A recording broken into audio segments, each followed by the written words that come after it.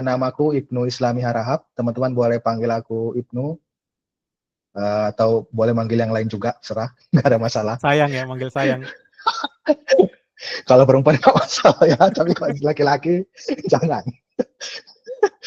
Oke. Untuk pekerjaan sekarang, aku dipercaya sebagai DevOps Lead ya di Privi, mulai awal tahun 2024 sampai sekarang. Dan sebelumnya juga aku di perusahaan di Jogja, ada namanya Digos Teknokreatif. Nah, aku baru kerja kurang lebih 4 tahun ya, 4 tahun jangan 5 tahun lah untuk di DevOps-nya. Jadi kalau sebelumnya itu mungkin ya cuman freelance-an lah, cuman serabutan gitu. Baru mulai berkarir di Cloud dan DevOps atau SRI, itu baru di 2020. Gitu. Nah, mungkin sekedar aja ya, ini ada sertifikasi juga, aku punya 2 sekarang sertifikasi, ACE dari Google dan juga ada CKA gitu ya, dari Linux Foundation. Kenapa Mas cuma 2 Mas? Untuk posisi lead ini kenapa cuma 2 Mas? Tolong dijelaskan Mas, kenapa cuma 2? Jadi jadi sebenarnya ini aku agak malu sebenarnya sama ini ya, sama teman-teman yang lain ya. Kayak Mas Jenderal kemarin ya sharing terkait apa namanya sertifikasinya, dia udah baik banget megang sertifikasi gitu ya. Cukup malu sebenarnya, dan di timku sendiri rata-rata memang udah punya lebih dari 3 6 atau ya, 4, minimal ada yang 6 punya ya mereka. 6 sertifikasi profesional, itu yang dari Google, ada dari Linux Foundation juga ada gitu ya. Nah, kenapa aku kok cuma 2 ini ya? Nah, ini Mungkin sebenarnya teman-teman kalau untuk jokes untuk ini aja ya, memecah suasana. Sebenarnya Mas Ibnu ini tipe yang nggak fokus sama sertifikasi, tapi fokusnya sama real experience gitu. Jadi dia nggak menyisakan banyak waktu untuk sertifikasi, tapi kalau ngomongin project sama experience bisa dilihat di risamnya lah ya, ya. banyak banget gitu. Jadi membuktikannya tidak dengan sertifikasi gitu. Nah, sama soft skill-nya tentunya oke lah ya. Dia ria, ramah tamah seperti ini ya, makanya bisa jadi lead. Sama sedikit lah ya ngomong-ngomong kecap ya Mas Yip ya. Iya, harus kalau itu, Kalau Mas. kalau nggak bisa kecap nggak jadi lead lah. Oke, thank you. Nah ini ya Iya. teman-teman, kalau teman-teman mau connect sama Mas Ibnu bisa cari di LinkedIn namanya Ibnu Islami Harahap. Bisa dicari kalau di sosmed, nggak banyak ya sosmednya dia. Pokoknya cari aja yang Ibnu Islami di Telegram atau di tadi LinkedIn. Karena sisanya dia underground, pakainya cuman alter account aja. Jadi nggak ada. Jadi kalau mau connect Mas Ibnu langsung aja di LinkedIn gitu ya, Professional Connections. Mas Ibnu ini sebelumnya juga bantu kita di DFG untuk sharing topik tentang Linux Fundamental Part 2 ya, tapi yang teoritis, dan makanya ini dipercaya juga untuk melanjutkan yang demonya. Nah, demo kali ini kita punya 5 objektif, yang mana 5 objektif ini adalah gambaran dari apa yang sudah kita pelajari di Linux Fundamental 1 dan Linux Fundamental 2. Yaitu nanti kita akan belajar demo caranya tadi ya, file management, copy, paste, move, dan lain-lain. Kok paste, nggak ada paste di command line. Terus text manipulations atau output manipulations, kemudian sistem performance, networking tools, dan cara nge-troubleshoot Linux. Nanti ada demonya. Kita punya satu kayak contohnya log file yang akan kita bisa mainkan. Kita nanti akan coba ngecek proses monitoring, kayak ada contohnya nih, contohnya kenapa kok CPU-nya tinggi, kenapa memorinya tinggi, nanti kita akan belajar bareng-bareng gitu. Nah ini aku izin menutup slide-nya, karena slide-nya emang cuma 3 ini aja, 1, 2, 3 ya, setelahnya langsung discussion, karena kita emang hari ini nggak akan banyak slide, nggak akan banyak teoritis, jadi aku izin tutup slide-nya, monggo Mas Ibnu dilanjut aja langsung sama hands-ons-nya. Oke, teman-teman, selamat malam ya. Langsung aja kali ya kita hands on ya. Ini aku coba share screen.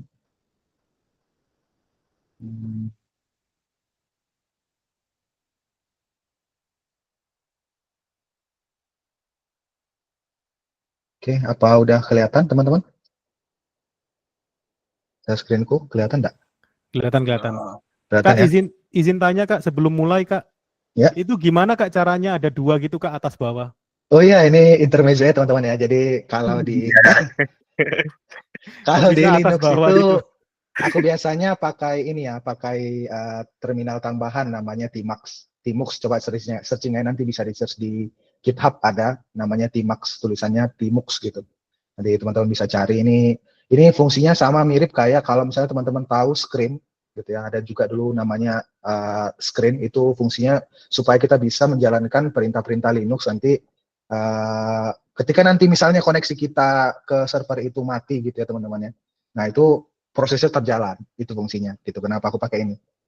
Gitu. Jadi nanti kalau teman-teman ini aja ya, apa namanya, sharing sedikit ya teman-teman. Jadi nanti kalau di dunia real kerja gitu teman-teman, nggak selamanya apa namanya, koneksi teman-teman ke server itu stabil ya. Bisa jadi nanti ya masalah lah, entah GSM-nya bermasalah atau jaringan teman-teman bermasalah. Ketika jaringan teman-teman bermasalah ke server dan teman-teman sedang melakukan satu dua hal gitu ya di server, uh, dan jaringan bermasalah, otomatis kan prosesnya itu terputus ya. Nah, disitulah nanti kenapa butuh Screen ataupun Tmux ini gitu ya. Jadi untuk menjaga proses itu tetap berjalan. Betul. Session kali ya nyebutnya ya, supaya Iya, sessionnya tetap berjalan ya. sessionnya tetap berjalan, betul. Mungkin itu Ya. kali mana Kak, benar. Jadi aku pakai ini buat ya buat inilah, buat terminal di Linux gitu ya. Ya, tapi apa Kak bedanya Tmux ini sama Screen? Apa yang bikin dia menurutmu unggul? Kalau menurutku ya, selama aku mencoba ya, dulu juga aku pernah pakai Screen ya. Yang paling pertama itu adalah shortcutnya. Jadi shortcutnya ada banyak. Jadi nggak butuh banyak apa namanya, nggak butuh banyak mainan ini ya, mainan kursor, dan nggak mungkin juga pakai kursor ya. Nah, makanya dia pertama shortcutnya ada banyak. Yang kedua itu kita bisa buat beberapa session di dalam Tmux ini gitu. Jadi kita bisa bikin berapa session gitu. Itu Oke, sih. nah itu jadi teman-teman kalau mau belajar Linux nanti sekalian aja belajar Tmux ini karena ini juga dipakai di real use case gitu ya. Tidak harus, Betul, tidak wajib, tapi kita sarankan gitu. Oke, thank betul. you Mas Ip. Monggo dilanjut. Oke, jadi sampai ya. Oke, sebelum kita mulai ya teman-teman, ini aku sangat menyarankan teman-teman semua untuk menginstal juga sistem operasi Linux di lokalnya teman-teman ya. Jadi teman-teman bisa coba nanti di lokalnya teman-teman. Boleh ditaruh di VM, VirtualBox gitu, atau di mana. Boleh pakai Linux apapun juga, silahkan. Aku nggak memaksa teman-teman pakai Linux apapun. Yang jelas Linux ya. Karena kita di sini nanti mainnya pakai tools Linux, jadi boleh pakai tools Linux apapun gitu. Nah, kalau teman-teman udah install Linux semua, ya kita mulai aja ya pembelajaran kita, hands-on kita ya. Jadi kalau kemarin Mas El pas awal-awal ya menjelaskan tentang Linux fundamental, itu kan ada beberapa hal ya terkait directory gitu ya. Terus ada komen-komen lain juga yang fundamental gitu ya. Jadi kita bakal coba beberapa hal gitu ya, teman-teman ya. Oke, yang pertama mungkin membuat directory kali ya, membuat directory. Jadi kalau kemarin di slide-nya Mas El kalau nggak salah ada cara membuat directory ya, gitu. Nah, di Linux itu cara membuat directory itu dengan komen mkdir ya, teman-teman. Mkdir. Gitu, mkdir. Di sini ada. Oh ya, sebelumnya nih terminalku terlalu kecil atau gimana, teman-teman? Atau harus dibesarin dulu nih? Perlu dibesarin nggak kira-kira? Terminalnya Kelihatan Kak ya. terminalnya. Dibesarin dikit aja, dibesarin dikit. Oke, oke. Oke, Cukup, cukup. cukup ya. Nah, ini mkdir. Nah, di sini teman-teman bisa lihat pakai min help ya. Bisa pakai min help untuk melihat argumen-argumen apa aja yang bisa teman-teman buat. Nah, di sini ada banyak ya, ada 4 argumen yang bisa teman-teman pakai, dan ada argumen tambahan kayak konteks ini ya. Ada M untuk set mode. Mode ini maksudnya untuk men-set. Jadi di directory teman-teman itu teman-teman bisa memberikan hak akses ke directory tersebut. Ini sama kalau di Windows, kita pakai Windows misalnya ya. Kalau teman-teman bikin folder misalnya bisa di set hidden atau bisa di set read only gitu ya. Itu sama seperti di Linux juga. Jadi untuk men-set modenya itu teman-teman bisa pakai min M gitu. Nah, kalau teman-teman nggak ngeset M-nya, min M ini gimana? Ya, dia nanti bakal ngikutin permission user yang menjalankan komen tersebut gitu ya. Jadi kalau di sini aku pakai root, nanti dia harusnya nanti permissionnya nanti ngikut sebagai root gitu. Nah, ada komen min p juga. Min p ini untuk atau min parent ya. Dia itu akan membuat parent directory-nya gitu ya. Jadi misalnya teman-teman ada folder 1 gitu ya. Ada kita create aja, kita coba create ya. mkdir folder 1 gitu, folder 1 ya. Sini ada folder 1. Nah, teman-teman mau bikin ada folder 2 dan folder 3 di dalam folder 1 sekaligus gitu ya. Ya, teman-teman bisa pakai command min p. Jadi kalau misalnya teman-teman nggak pakai command min p gitu ya, folder min 1 misalnya, teman-teman mau bikin folder sorry, berkecil aja. Folder 2 gitu, terus mau bikin folder 3. Nah, ini nggak akan bisa teman-teman ya. Ya nggak akan bisa karena parent foldernya itu belum ketemu, belum ada gitu ya. Jadi dalam folder 1 itu tidak ada folder 2 gitu ya. Nah, fungsinya si command min p ini itu bisa langsung membuat si parent folder dan juga si child foldernya gitu ya. Jadi bisa membuat folder 2 dan folder 3 sekaligus. Gitu. Kalau kita contohin misalnya balik lagi tadi ya, kita mkdir, kita tambahkan command min p ya. Nah, dia langsung bisa. Dan kalau teman-teman buka tadi ya, folder 1, folder 2, folder 3 itu ada langsung gitu. Nah, ini kita langsung belajar dua ini ya, dua komen ya teman-teman ya. Dua komen itu ada cd sama mkdir gitu ya, teman-teman ya. 3 Mas. 3, satu lagi apa? LS Mas. Oh iya, ada ls, benar, ada ls juga. Ya. ls, betul. ls itu untuk melihat isi dari direktori ya teman-teman ya. Jadi kita bisa ngelihat isinya. Kalau di sini ls gitu ya, kosong ya, nggak ada ya, karena di sini nggak ada. Terus kita bisa tambahkan juga komen lainnya. Kita lihat komen yang lainnya, ada banyak nih. Yang Ada paling sering kita pakai banyak. apa biasanya Mas kalau kayak gini, kalau LS? Nah, kalau kita sih biasanya makainya itu kalau kita biasanya pakai min l ini ya, minlah gitu ya, minlah. Minlah itu untuk ngelihat semua folder yang ada folder lagi. Semua direktori yang ada di Linux di dalam direktori ini ya, semua file yang ada di dalam direktori ini beserta modenya. Nah, ini mode teman-teman ya. Ini tuh mode sampai sini tuh ada mode. Terus di sini folder ini milik siapa gitu ya. Terus di sini ada jumlah filenya. Terus di sini ada time date-nya. Time date-nya di sini ada time date-nya gitu. Untuk lebih jelasnya kita bisa lihat di sini sebenarnya. Di sini ada min L. Min L itu long listing, dia bakal ngelis. Bentuknya jadi kayak gini ya teman-teman. Jadi panjang gini ke bawah. Itu yang L. Terus yang A. Tadi ada di atas harusnya yang A. A ini all. Jadi dia melisting semuanya gitu ya, bahkan yang hidden sekalipun. Terus ada H kecil itu human readable. Jadi supaya bisa jadi ya lebih humanis lah ya, biar kelihatan bisa lebih dibaca manusia gitu kita nyebutnya. Nah, ini sedikit info aja sih teman-teman ya. Jadi kalau di Linux itu beda sama Windows ya teman-teman. Kalau di Windows kan kita kalau membuat hidden folder itu kita ganti permissionnya ya, jadi hidden gitu ya. Kita klik kanan gitu properties terus ganti hidden gitu ya. Nah kalau di Linux ini cukup dengan membuat nama direktorinya itu di depannya ada titik teman-teman. Itu nanti jadinya hidden. Contoh, kita contohkan. Aku bikin satu file ya, file aja deh. Nah, ini ada komen satu lagi nih sambil belajar. Ada namanya touch ya. Touch ini membuat membuat satu file ya. Touch menyentuh gitu ya, menyentuh. Misalnya touch file 1.txt gitu ya. Nah, di sini kan bakal kelihatan ya. Kita ls, kita list, kelihatan ada file 1.txt.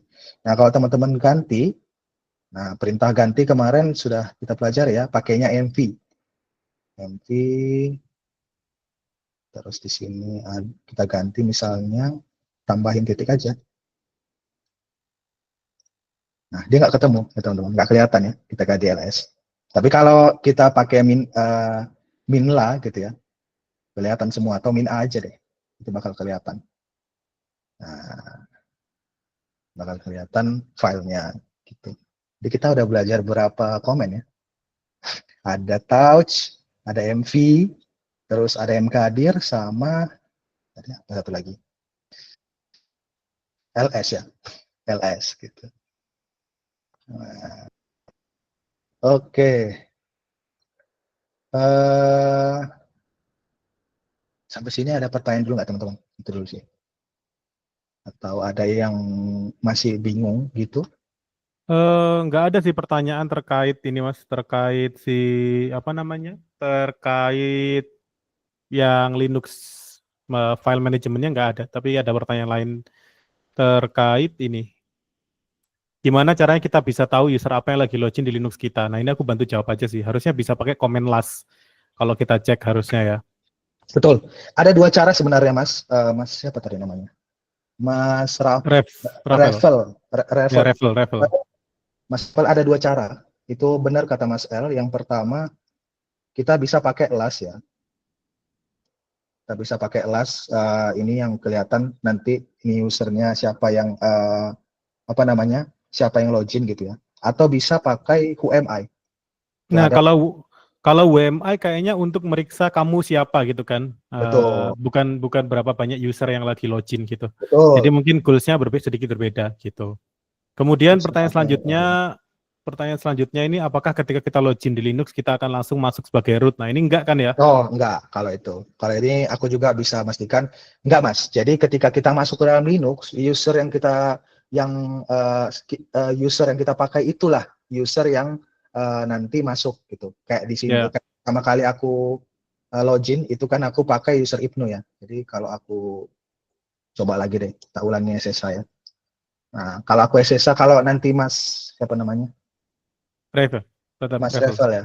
Mas Revel itu connect-nya sebagai usernya Mas Revel, nanti itu ya dia nanti login sebagai usernya Mas Revel sendiri. Nah, di sini aku kan login pakai Ibnu ya.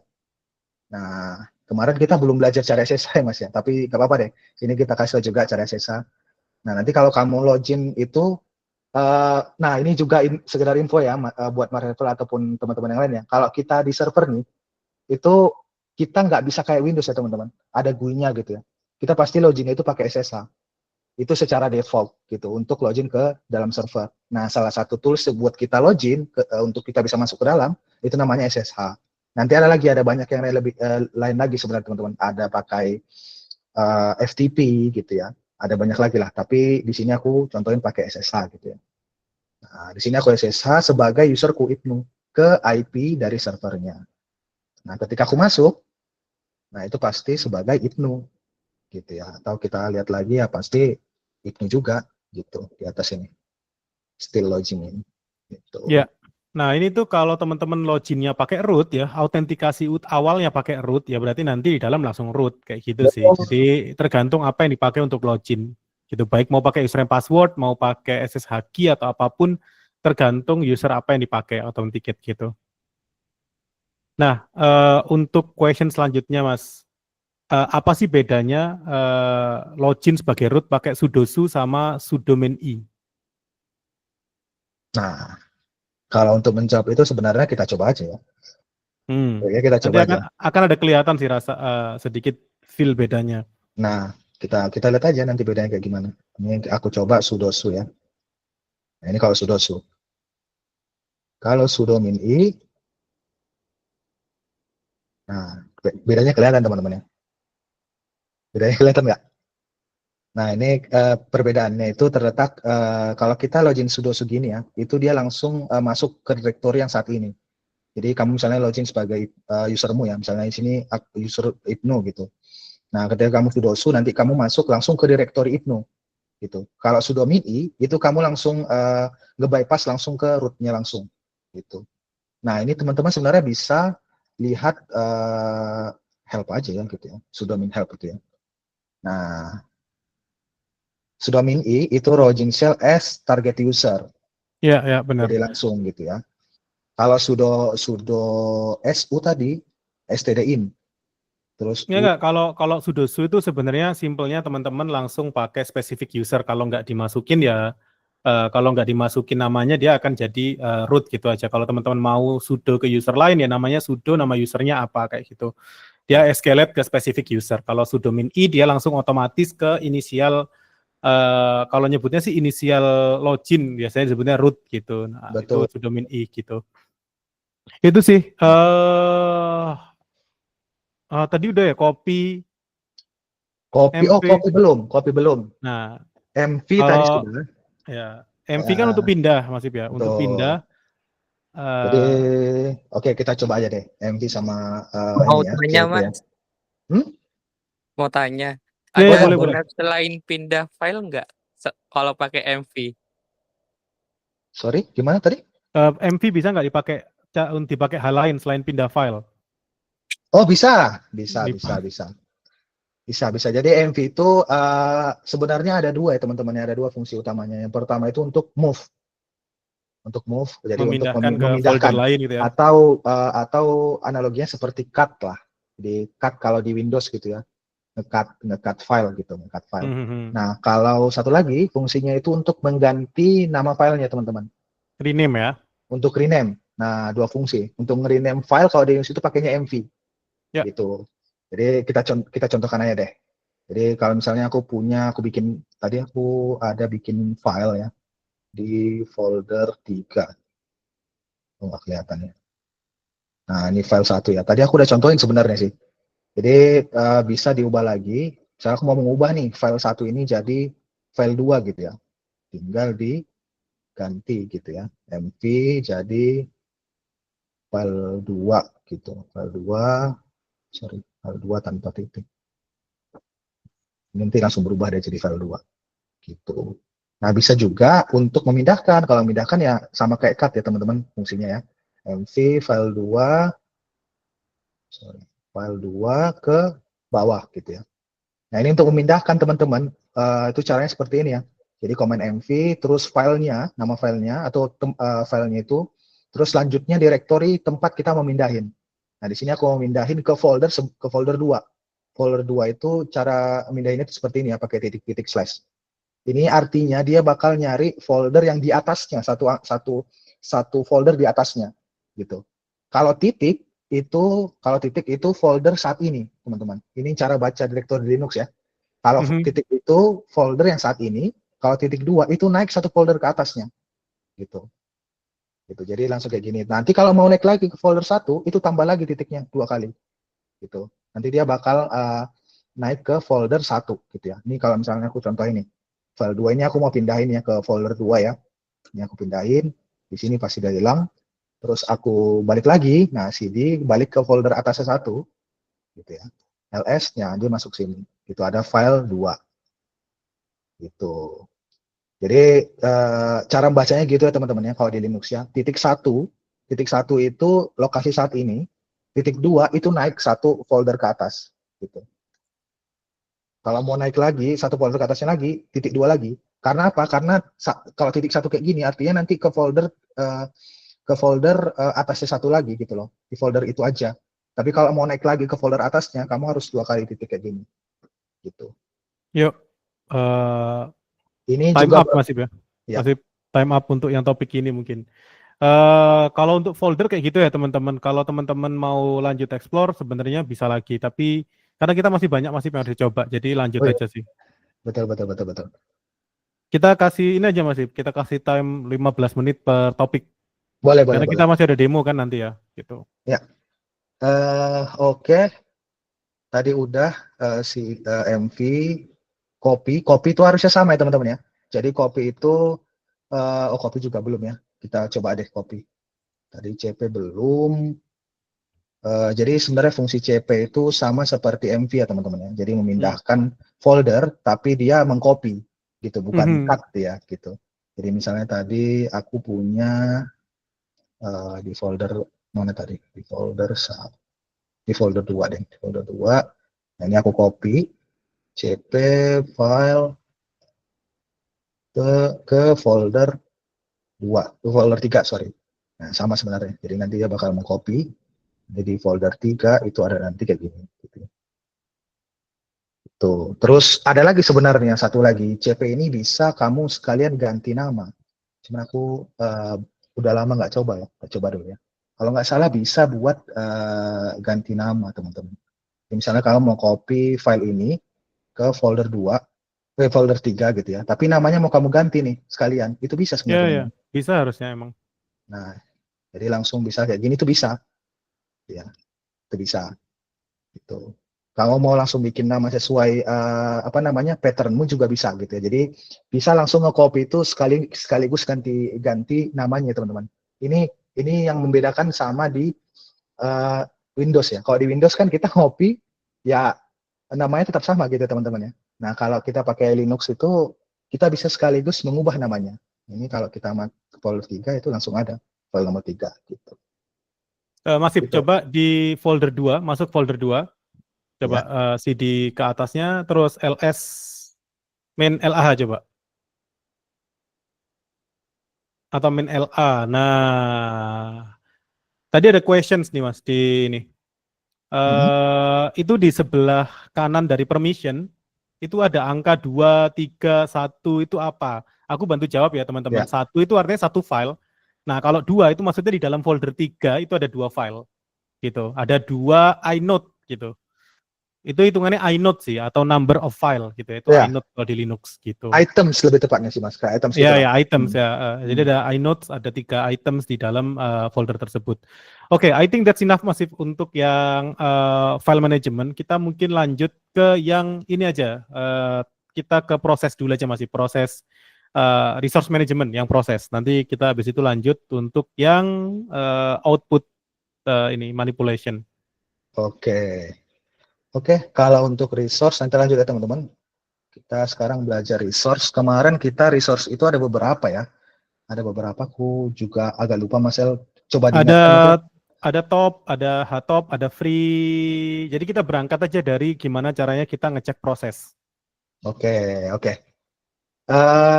Jadi di Linux itu untuk mengecek proses, kemarin kan kita udah belajar ya teman-teman, pakai top ya, kalau teman-teman kemarin ikut sharing session kemarin ya.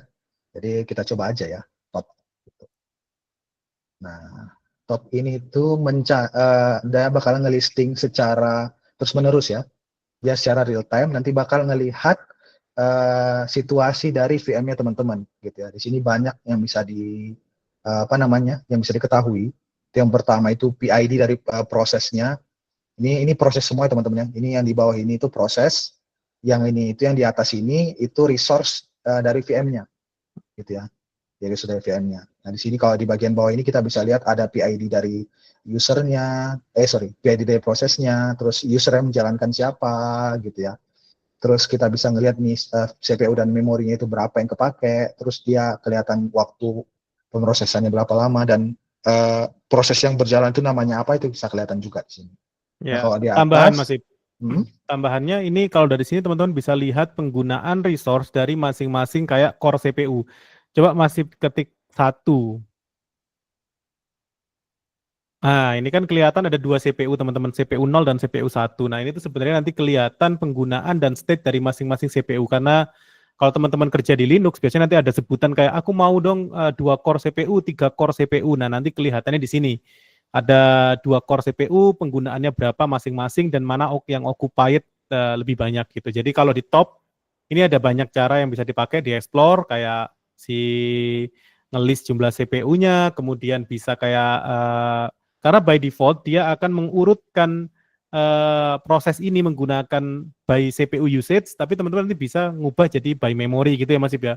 betul. Tapi di explore nanti aja. Tapi yang pasti ini adalah tampilan dari top kayak gitu.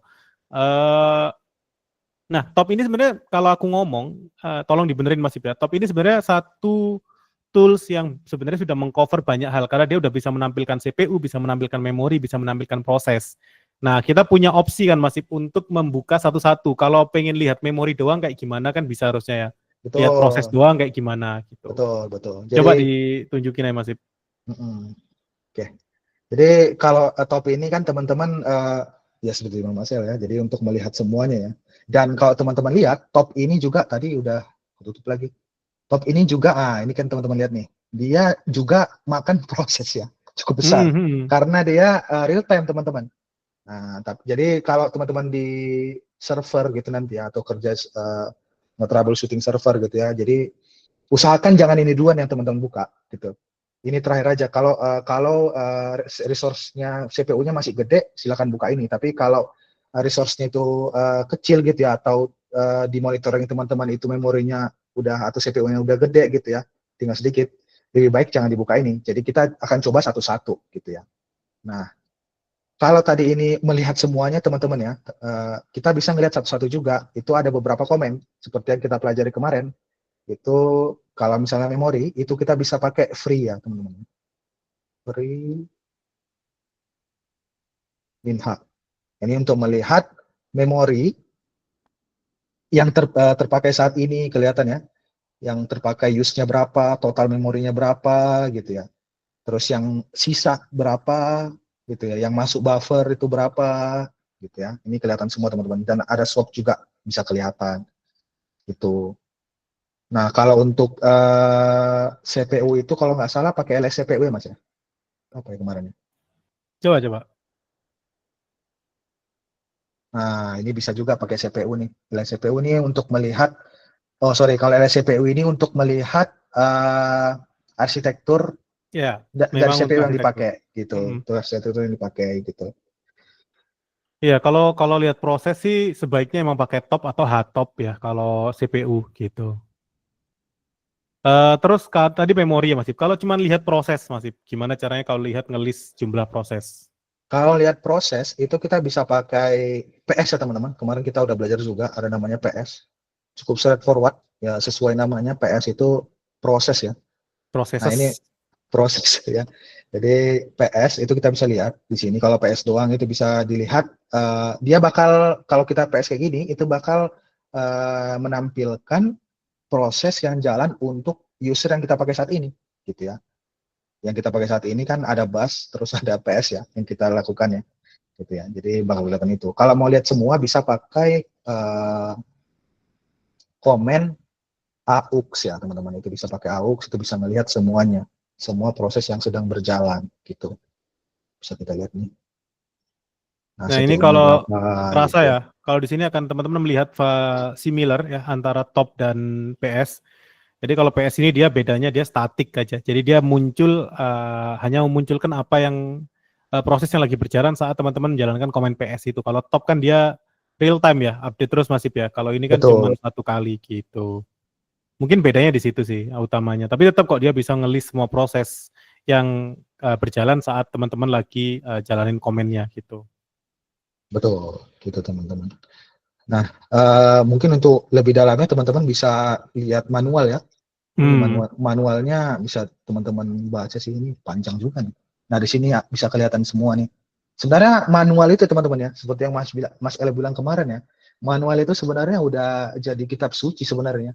Teman-teman nggak usah buka Google, sebenarnya manual ini udah mengcover itu sebenarnya teman-teman. Teman-teman bisa lihat nih komen-komen yang bisa dipakai apa aja, terus kemudian kegunaannya untuk apa aja itu bisa dilihat dari sini teman-teman. Udah Ya. ini dari cukup. Ya, ini kata Pak Eka ya, dokumentasi adalah kunci. Dokumentasi kan nggak harus web, Betul, nggak harus bentuk doc ya. Yang penting ya betul, dimanapun bisa dibaca gitu. Oh, betul. ini dokumentasi paling ampuh kalau teman-teman nanti intermezzo lagi. Kalau teman-teman ujian, baik itu Red Hat Certifications maupun ujian LSCF ya yang di Linux, LFCS, Linux Foundations ya, yang untuk Linux Administrator itu nantinya teman-teman akan mengandalkan kayak gini, main page atau help untuk kalau teman-teman lagi sepaneng, lagi bingung sama penjelasannya kayak gitu sih. Jadi bertemanlah dengan dokumentasi. Mau di Betul. topik apapun bertemanlah dengan dokumentasi kayak gitu. Betul. Oke, tadi memori udah, CPU udah, proses udah. Kalau kita mau ngecek disk usage gimana Mas? Storage. Oke, kalau kita mau nge-save storage itu bisa pakai komen DF ya. DF itu bisa kayak gini nanti kelihatan teman-teman.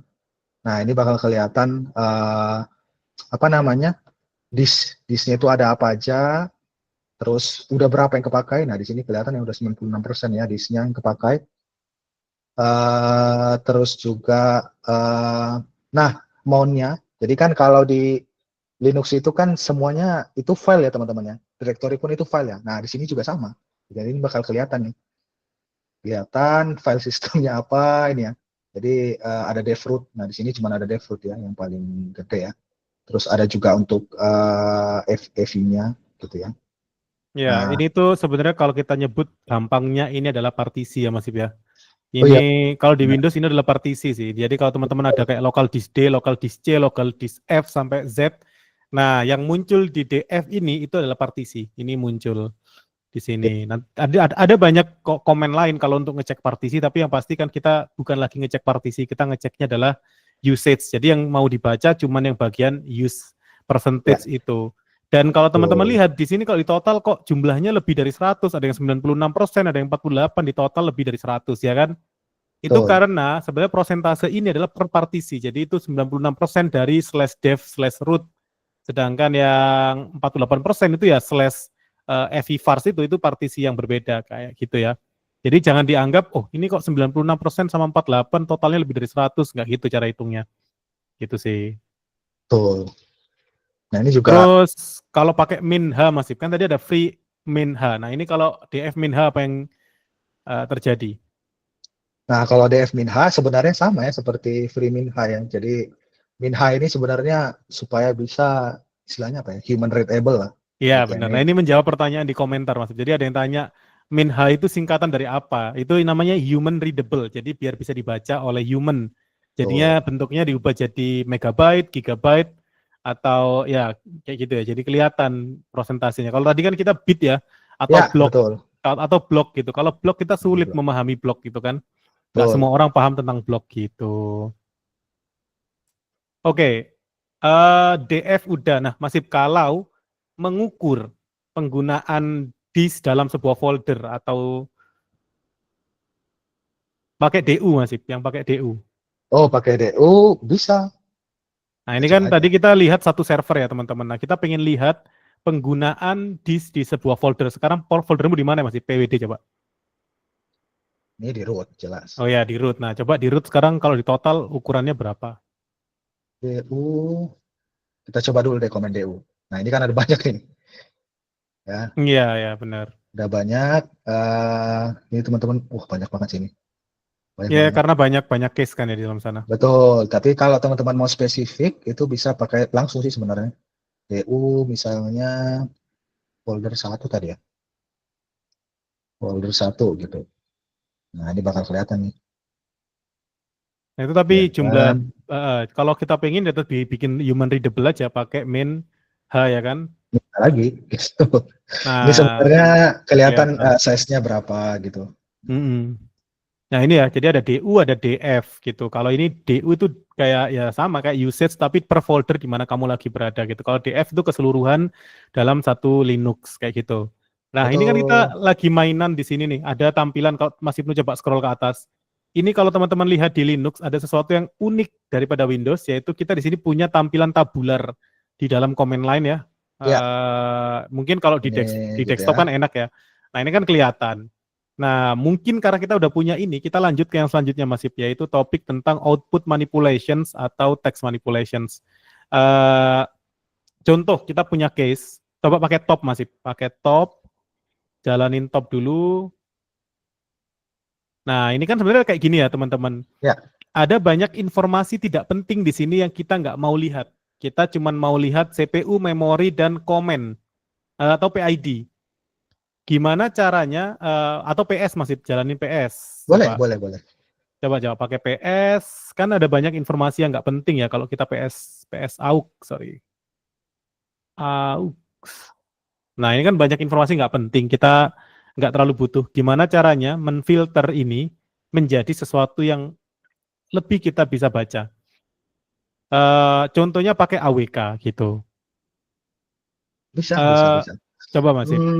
Misalnya nih ya, misal teman-teman kita cuma mau ngambil itu eh cuman mau ngambil komen terus sama memori dan CPU-nya karena kita pengen tahu nih apa namanya komen ini memakan CPU sama memori berapa. Ini kan berarti nggak penting ya teman-teman ya. Misalnya kita cuma mau ngambil CPU dan memori terus komennya.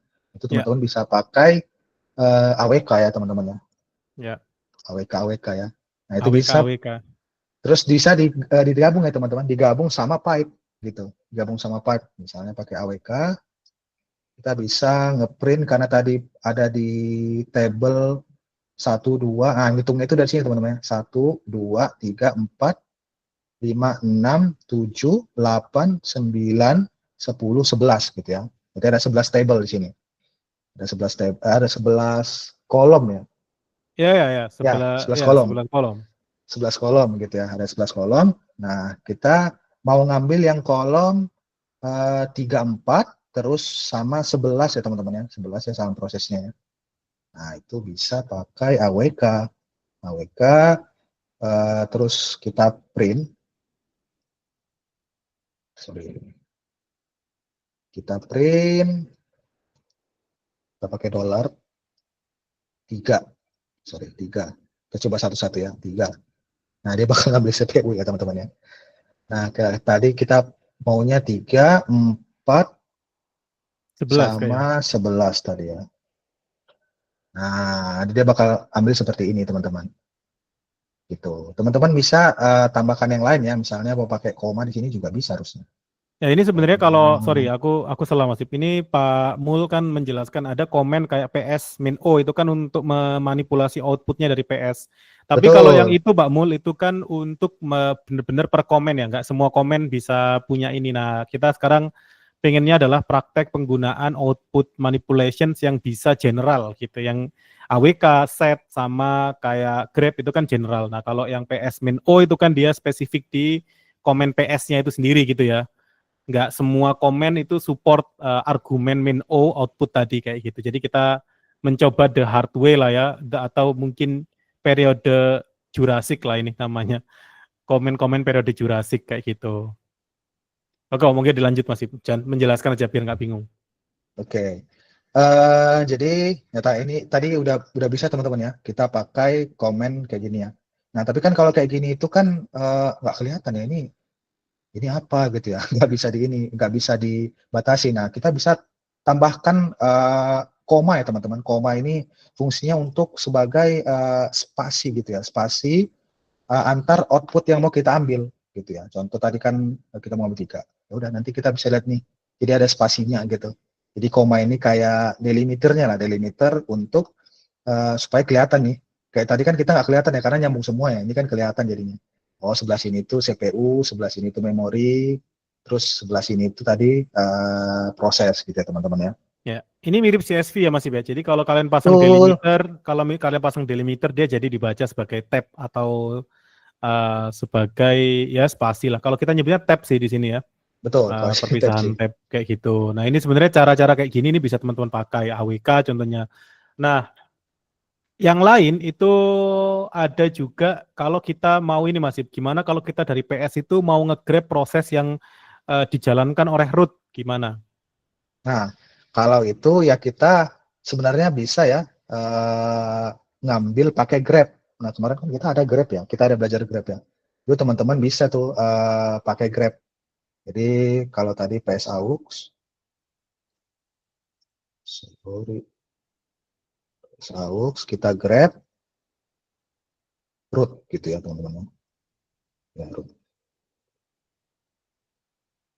Nah, dia bakal nge-filter eh, kalimat root ya. Jadi dia manipulasi dari hasilnya itu dia bakal ngambil yang root doang gitu teman-teman. Yang root doang, terus nanti dijadikan output gitu, jadikan output. Nah Kalau ini yang tadi itu berarti kolom ya, kalau yang tadi kan mainan kolom, kalau ini tuh dia per baris ya Mas Ibu ya. Dia betul, mencari per baris, nyari satu kata.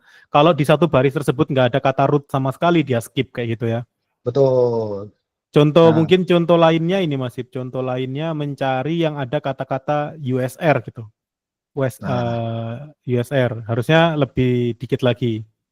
oh bisa juga nih pakai WSR gitu kan. Nah, kayak gini ya teman-teman. Walaupun bentuknya ada yang slash USR, ada yang panjang kayak gini ya, grab color auto USR dan lain-lain. Ini semuanya yang penting kalau di proses tersebut dalam satu baris ada kata USR maka dimunculkan kayak gitu. Nah, biasanya kita tuh mengkombinasikan semua ini. Contoh masih tadi ya, pakai AWK tadi, tapi setelah kita grab, jadinya gimana? Atau dibalik, di AWK dulu terus baru di grab, Bisa. supaya lebih difilter. Nah, misalnya kita tadi mau ngambil USR aja ya, mau ngambil USR. Nah, itu teman-teman bisa sebenarnya gabungkan sama yang tadi ya. Kayak kita mau ngambil CPU memori, terus sama komennya, tapi kita mau nyari yang USR doang. Itu bisa teman-teman tambahkan pakai pub ini sebenarnya. Jadi kita tambahkan misalnya tadi grab USR gitu ya. Terus pipe lagi AWK gitu. Bisa. Nah, Nah, jadi tampilannya paham. lebih sedikit kan, gitu.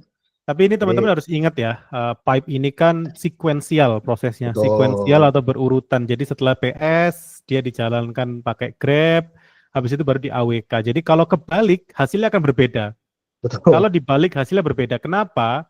Karena kalau dibalik maka dia menjalankan AWK dulu, terus dia mencari USR dari hasil AWK-nya. Malah error Kalau nanti. kalau Harusnya error. USR masih aman sih kayaknya ini. Oh Tapi iya, bisa.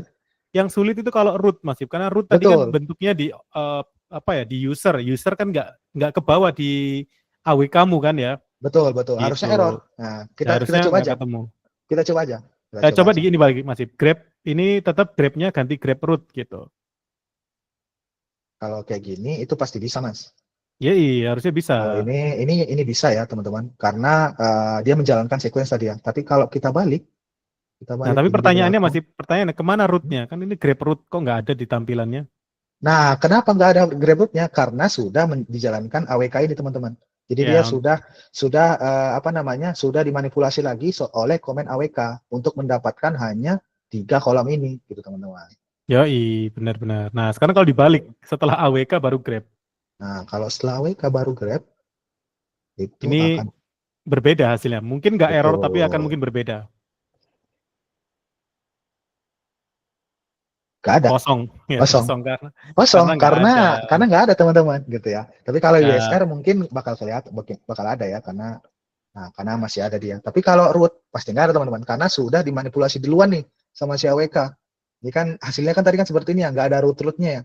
Nah, otomatis ketika aku masukin komen ini, aku nyuruh si Linux-nya buat mencari kalimat root, ya nggak bakal ketemu ya, teman-teman. Pasti ya, bakal nggak ketemu, jadinya ya kosong gitu. benar-benar.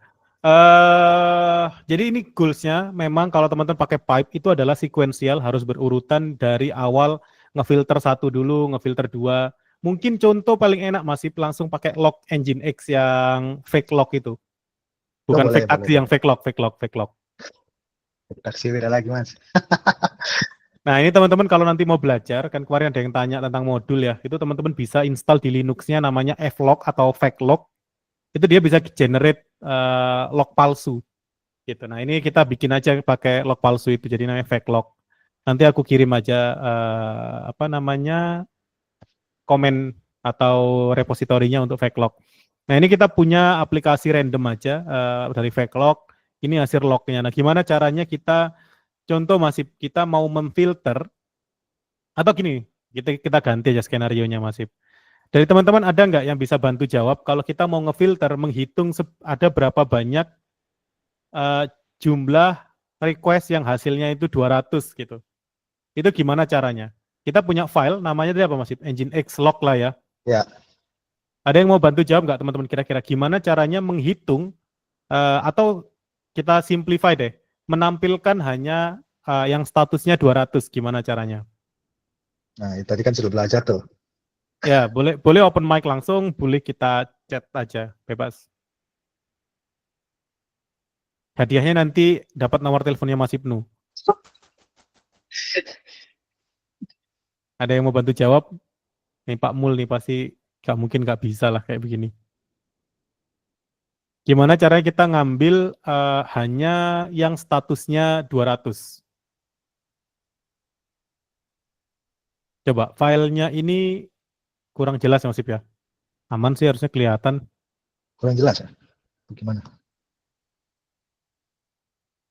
Pakai Grab. Oke, ini dari Rahmi sama Mas Wendy pakai Grab 200. Apakah menurut Mas Ibnu Grab 200 aman? Coba dijalankan aja Mas. Grab Kita 200. kita coba saja ya. Kita coba Grab 200 gitu ya. Yoi. Nah, bisa. Nah, tapi ada tapinya. Dari hasil Grab ini, kalau dilihat ada 200 lain yang mana itu bukan status. Ada yang Betul. hostnya 200, ada yang ternyata IP-nya itu ada 200-nya, ada yang waktunya itu di detik ke 200 gitu. Jadi kalau sesimpel Grab 200 itu nggak bisa. Nah, kalau kita pengen yang statusnya sama dengan 200, kita harus spesifik di situ bentuknya kayak gimana. Contohnya koma 200 petik gitu Mas Iba, ketik titik Bisa. 2. Bisa 200 begini, 200 itu bisa juga. Tapi itu bakal ngambil semua. Tapi kalau mau statusnya, teman-teman karena ini JSON ya, itu Ya, teman-teman bisa langsung pakai ini langsung ya, langsung di copy aja gitu statusnya. yoi. Lebih Gitu. panjang Jadi aja. lebih panjang. Ini bakalan Pakai sebentar. petik kecil, pakai petik satu masih. Ini harus diketikin dulu biar ke Nah, masuk semua. Nah, dia bakalan ngambil semua yang status ya teman-teman ya. Nah, ya. kenapa tadi aku kok di sini ada petik satu, Mas? Kenapa? Karena ada petik dua di sini, teman-teman. Ya, jadi Nanti, kalau dikasih petik 2 dia tabrakan. Jadi yang diambil cuma oh, 200-nya doang. Jadi kalau kita nyari anggaplah ya kata-kata string ya, sebenarnya string kan ya. String yang kita cari itu sudah ada petiknya, maka kita kasih petik satu aja untuk membedakan gitu. Jadi ini nyarinya lengkap status 200. Nah, ini kan udah dapat semuanya. Coba masih diajari caranya menghitung jumlah baris dari hasil pencarianmu. Ini pakai tambahan komen apa kalau mau jadi hitung. Kalau nggak tinggal bisa nambah. besok ya dihitung jumlahnya. Kalau nggak bisa besok langsung nggak jadi lead ya Mas. Iya, ya. Bisa nggak jadi lita kayak gitu. Nah, bisa Oke, teman-teman tambahin mince ya di belakangnya, teman-teman. Jadi sebenarnya mantap. teman-teman bisa, ya balik lagi ya, teman-teman. Teman-teman bisa pakai ini ya, ini komen, ya, komen komen terbaik ya, manual ya teman-teman. Di sini bisa lihat teman-teman, itu fungsinya buat apa, tiap-tiap opsinya. Ini udah lengkap Nah, banget. itu ada Ini keterangannya main C sama dengan count atas. ya, tadi. Nah, bawahmu. General Nah output ini, control. betul. Nah, itu Jadi, benar. teman-teman kalau di Linux ya teman-teman belajar komen apapun di Linux, kitab sucinya itu manin ya teman-teman. Ya, Ini kitab sucinya. Ini aku bisa bilang kayak gitu. Ini lebih lebih bagus dibandingkan ChatGPT ataupun Stack Overflow teman-teman. Manual ini nah, udah paling bagus. Gitu. kalau di Islam itu ada namanya kitab kuning Mas Ip. Ini kitab hijau Mas Ip ya. Kitab hijaunya Mas Ibnu ini. Ya udah, thank you. Ini udah menggambarkan sih teman-teman kayak kalau kita lagi troubleshoot. Nah, sekarang tadi ada kayak gitu ya, ada output kayak gitu. Kita bisa banyak manipulasi teman-teman sebenarnya di sini. Dari hasil tadi kita bisa juga mengubah sebenarnya. Coba kita pengen memanipulasi, ini tidak. Sebenarnya contohnya salah ini, cuman aku nggak nemu contoh file. Tapi kita mau contohnya gini, semua error 404 itu kita ubah menjadi 200. Biar nggak ketahuan sama atasan kalau itu sempat error. Nah, kalau untuk mengubah sebuah file itu ada fitur namanya set, SED. Ya. Coba di SED-nya ini aja masih biar nggak ngerubah pakai cut gitu aja. Ya, pakai cut terus di SED di Pakai apa? pakai set. Oke. Ini kan udah dapat nih. Oh, pakai set. Ganti-ganti Sorry. 40 yang 40 ini. 40 ya. 404. Ada Coba. nggak ya? Ada yang nggak 404 ya? Harusnya ada sih. Ada harusnya tadi Oh, aku ada. cek. Nah, kan ini kalau Oke. teman-teman lihat statusnya 404. Ini dilanjut masih diubah menjadi sebuah di pipe lagi. Nah, yang setelah ini ada namanya set, teman-teman. Set ini untuk ya banyaklah manipulasi sebenarnya. Salah satu fungsi utama set ini adalah bisa dipakai untuk kayak replace, pakai petik ya S. Kok nggak pakai petik ya? Aku lupa pakai petik ya masih. Harusnya sih enggak ya. Langsung Nah, aja coba aja. kita Nah, ganti. ini S itu source ya, source slash Sorry, slash 40. Langsung aja kali. 404, langsung 404 aja ditulis 404 404 diganti. slash 200. Kita pengennya kelihatannya nggak ada error 404. Ya, ini Dasar. jangan Ini dicontoh ya teman-teman. jangan dicontoh. Ini cuman karena kita nggak punya satu file untuk mainan set, jadi kita pakai cara ini. Ya, Gak usah slash yang belakang kayak masih. Oh, gini aja. harusnya depan juga nggak pakai sih. Lupa masih. Coba Harusnya enter. sih. Pakai oh ya bisa masih. Kalau Nah, oh ini ya kan benar, teman-teman mantap udah mantap. berubah ya teman-teman ya. Udah Dari yang berubah. awalnya 404 jadi 200. Nah, ini tuh bisa Betul. dipakai untuk find replace ketika filenya terlalu banyak kayak gitu. Jadi Betul. kalau tadi Grab kan cuma nyari ya, ini tuh bisa nge-replace sekalian gitu. Jadi kalau teman-teman punya apapun, ini bisa dilakukan apapun. Contohnya teman-teman punya satu JSON yang ukurannya besar gitu ya, ukurannya panjang atau file yang ukurannya panjang, mau mengubah sebuah kayak satu kata, kayak awalnya satu nama database gitu ya, yang nama database-nya diganti ternyata, daripada ganti satu-satu bisa langsung pakai set ini. Ya tentunya ada banyak cara yang bisa dilakukan ya. Kalau mau pakai editor pun ya bisa. Betul, Pakai pakai itu pakai juga V bisa. bisa, pakai Vim bisa, pakai Nano juga bisa. Tapi ini adalah salah satu cara untuk yang namanya output manipulations kayak gitu. Betul. Gitu sih. Ada juga banyak sebenarnya output manipulation yang bisa dipakai selain ini. Contohnya untuk prettifying ya, ada kayak JSON prettify, Betul. ada kayak Jeki, ada Yeki, YAML untuk yang coba masih install Jeki biar teman-teman paham bedanya. Kayaknya Jeki udah ada deh. Udah ada Jeki? Udah ada. Kalau di Linux Oh, itu udah ada mantap. Jeki, jadi bisa langsung dipakai teman-teman. Jadi kalau Jeki itu buat prettifier ya, jadi nge-prettify ini, nge-verify hasilnya ini gitu ya. Jadi, nah kelihatannya jadi lebih bagus kan. Gitu ya. Mantap. Jadi cakep gitu ya. Satu line-nya Mm-mm. tadi karena dia JSON ya. Betul, karena ada JSON, jadi bisa Nah, dibagusin benar. lah Nah, ini maksudnya gitu. katanya Nizar, sahabat kita, ini benar juga. Jadi ini juga bisa dipakai untuk ngefilter. Anggaplah teman-teman dari hasil ini mau hanya menampilkan host aja itu bisa. Itu namanya Jeki ya. Dia bisa dipakai untuk ngambil satu parameter aja di dalam JSON-nya yang kayak general atau generic parameter. Kalau tapi JSON-nya ternyata isinya berbeda-beda, ya tentunya nggak akan bisa gitu Betul, ya. betul, betul. Nah, ini adalah yang disebut dengan output manipulations. Oke, masih kita balik lagi ke resource monitoring. Oke. Coba tadi DF masih. Nah, ini ya, teman-teman, sedikit aja challenge. Ini kan disk-nya 96% untuk yang slash. Ini kalau di productions ini udah ngirim alert kemana-mana Alert. ini, udah Betul, ada telepon ke HP masih ya, karena udah lebih dari betul, 80%. betul. Nah, udah lebih dari 70% biasanya udah dikirim notifikasi. Nah, ini udah 96%. Menurut teman-teman, gimana caranya kita bisa tahu 96% ini penggunaannya di mana? Dari semua komen yang tadi udah diajari Mas Ibnu, gimana cara kita tahu 96% ini sebenarnya folder apa sih yang menyebabkan sebesar ini? Ada yang bisa menjawab nggak step-stepnya? Lagi-lagi nanti dapat nomornya Mas Ibnu ya. Atau bisa kencan hari Sabtu Mas Ibnu ya di Nia Gauster, di Hostinger. Waduh, Wah, langsung dijawab sama wah ahlinya ini. ini berat ini kalau sama Nizar. Boleh Mas Ibnu coba dijalankan komennya Mas Ibnu. Oke, kita coba nih ya. Nih dari Mas Nizar nih. Kita coba komen dikasih Mas Nizar ya.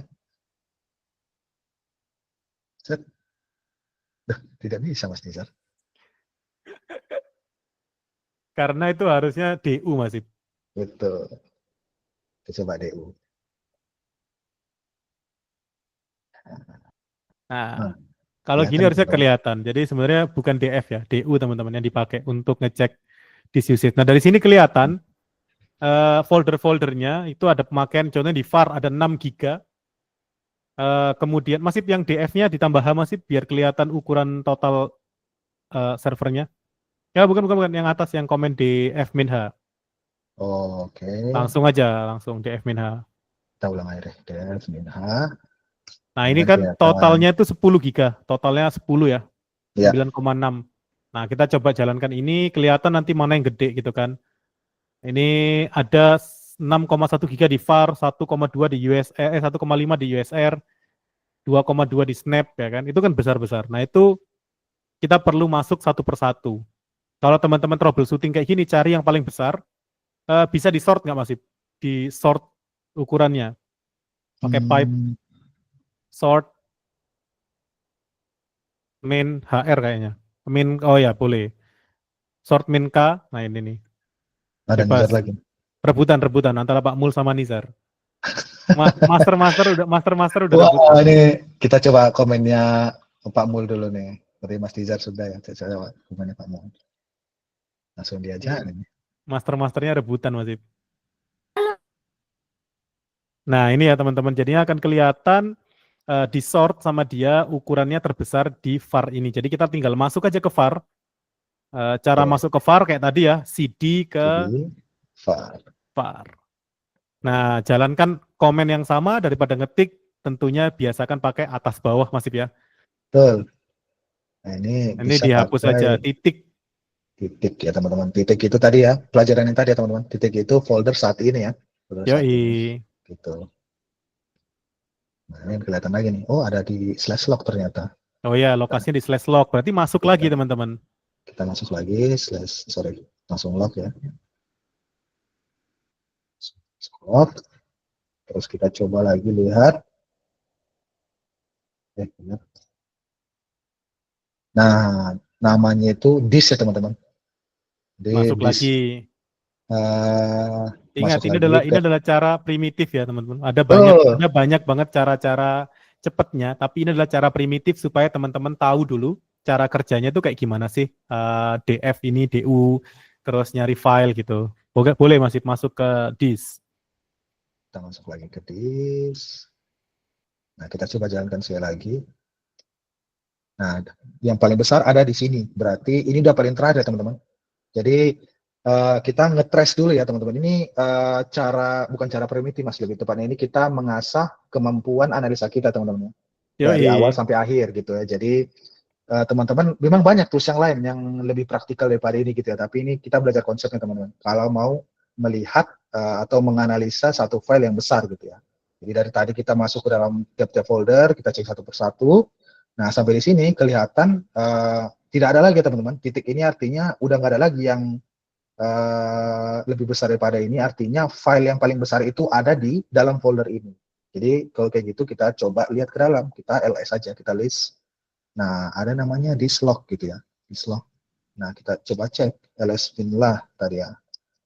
Nah ternyata this.log ini 5 GB nih, apaan ini? Coba kita buka ya. Coba buka. Nggak ada teman-teman gitu ya. Deng kosong Ternyata kosong ya teman-teman ya. Coba teman-teman bisa lihat tipe filenya juga.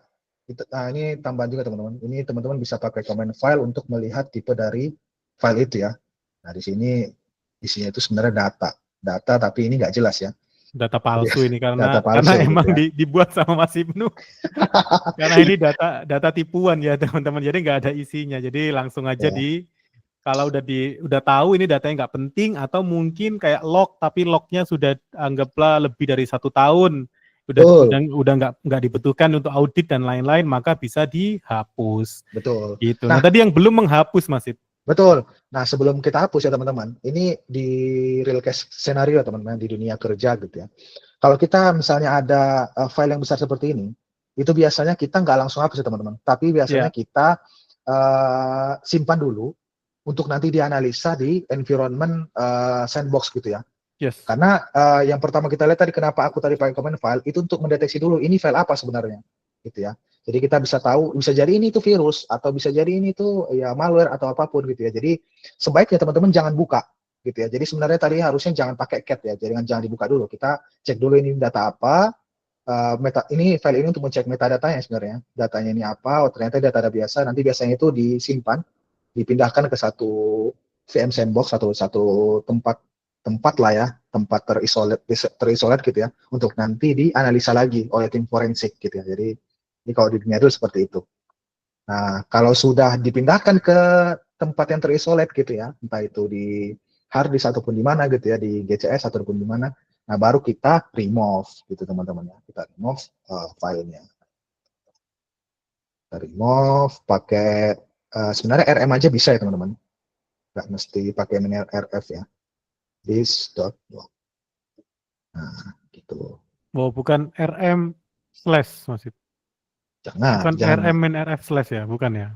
Mungkin nanti terakhir ya teman-teman, aku mungkin minta izin juga sama Mas L. Karena kemarin kan di slide-nya Mas L itu kan ada komen mujarab ya. Itu komen mujarab itu RM ini RF slash ya. Jadi mungkin kita cobain nanti teman-temannya terakhir ya di penghujung acara. Kita coba. Kan ada pepatah ya, if you never try, you never know kan. Nanti kita coba. Kita coba apa yang sebenarnya akan terjadi sih kalau kita melakukan komen itu gitu ya teman-teman. Nanti kita ini coba. adalah komen menghapus bahasa Perancis ya teman-teman, nanti kita pakai. Nah, ini sebenarnya hampir semua tools yang udah di-mention Mas Ibnu ini adalah apa yang akan teman-teman sering pakai. Kenapa sih kita kalau teman-teman rasa ini adalah basic knowledge banget, basic banget. Tapi ini penting karena real use case terjadi banyak perusahaan teman-teman itu masuk ke perusahaan dengan kondisi sudah paham Kubernetes, sudah paham cloud dan lain-lain, tapi pas waktu troubleshooting itu nggak paham komen-komen kayak gini. Kebiasaan pakai tools tadi ya, kayak tadi nyari disk kayak gini, nyari yang besar. Banyak kok tools yang bisa kita pakai untuk melakukan analisa mana sih disk yang besar dan apa isinya. Itu sebenarnya di dalam tools tersebut ya, flow-nya sama kayak gini ya. Mereka automate aja, dijadikan sebuah Betul. script, dijadikan sebuah binary, yang mana nanti itu memudahkan proses. Tapi sebenarnya di belakang layar ya mirip-mirip aja Mas Ip ya, Betul, apa betul, yang betul, betul. dibuat kayak gitu. Jadi memahami cara kerja low level kayak gini, bahkan kalau bisa lebih low lagi nanti next time, ya boleh, sangat boleh banget untuk teman-teman memahami flow dari sebuah aplikasi ke depannya kayak gitu. Betul. Ini penting untuk troubleshoot sih gitu. Betul, Nah, ini penting banget buat troubleshoot. Karena di dunia kerja ya, teman-teman itu nanti bakal nanti teman-teman bakal hadapi. Itu suatu saat teman-teman nggak akan bisa pakai tools dan harus melakukan komandan langsung ke dalam VM-nya gitu ya. Nah, ini jadi dasar dari Linux ini penting banget teman-teman. Dan kalau di company yang udah besar gitu ya, atau di di corporate yang betul-betul menerapkan standar ISO, standar security, itu nanti teman-teman VM-nya, VM servernya ini, itu teman-teman nggak bisa nge-ping Google, sama sekali nggak bisa connect internet. Itu nanti bakal ketemu teman-teman case seperti itu. Kalau VM ini kan, yang VM sekarang kan bisa connect ke Google ya, bisa nge-core, bisa apapun ya. Nah, tapi nanti teman-teman suatu saat bakal ketemu nanti VM itu dia internal, ke isolate, nggak ada punya internet. Dan teman-teman dipaksa oleh bos teman-teman, bisa jadi, atau disuruh bos teman-teman, itu untuk melakukan troubleshoot di situ. Gimana teman-teman? Apakah mengandalkan tools yang praktikal tadi? Kan nggak mungkin ya, karena nggak bisa install nih, gitu ya. Nah, disitulah kita kenapa harus belajar tools bawaannya Linux, gitu teman-teman.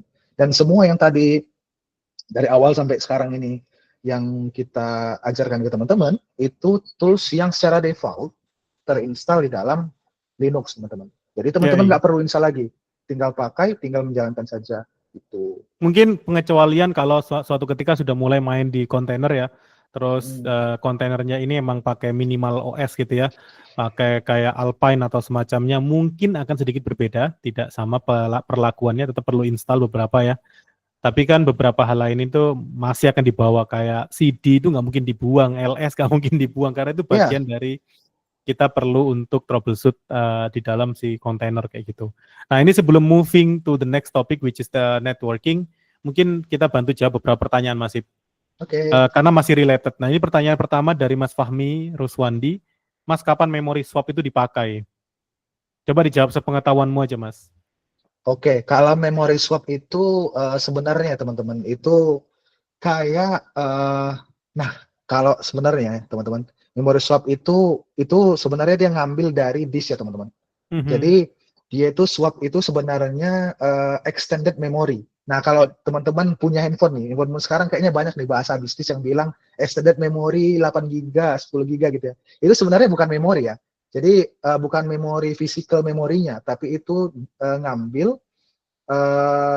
mengambil memori dengan memakai disk dari device itu gitu teman-teman. Nah, kapan memakai swap? Ketika memori fisikalnya teman-teman itu sudah penuh atau sudah nggak bisa ditambah lagi gitu ya, either karena mungkin biaya ataupun karena nggak ada slotnya gitu ya untuk nambahi gitu ya. Nah, makanya teman-teman harus pakai swap gitu ya. Jadi kalau sekarang sebenarnya kalau aku boleh ngomong ya, untuk perangkat-perangkat yang sekarang ini kayaknya swap itu nggak terlalu dibutuhkan. Kenapa? Karena rata-rata laptop sekarang kayaknya udah 8 GB ya Mas ya. Udah cukup gede ya. Jadi paling HP-nya segitu ya, kebanyakan betul. HP kan. Ya aja udah segitu gitu. Jadi ya kurang butuh sebenarnya sekarang itu swap gitu. Kalau aku mau nambahkan, mungkin ada lagi penggunaan memory swap kalau teman-teman pakai Windows. Kalau teman-teman pernah menjalankan Hibernate di Windows-nya, Hibernate itu kan sebenarnya listriknya dimatikan juga kadang-kadang. Bahkan teman-teman matikan listriknya, dia nanti tetap bisa jaga. Nah, Hibernate itu sebenarnya session dan semua historical dari yang ada di RAM itu dipindah ke hard disk sementara.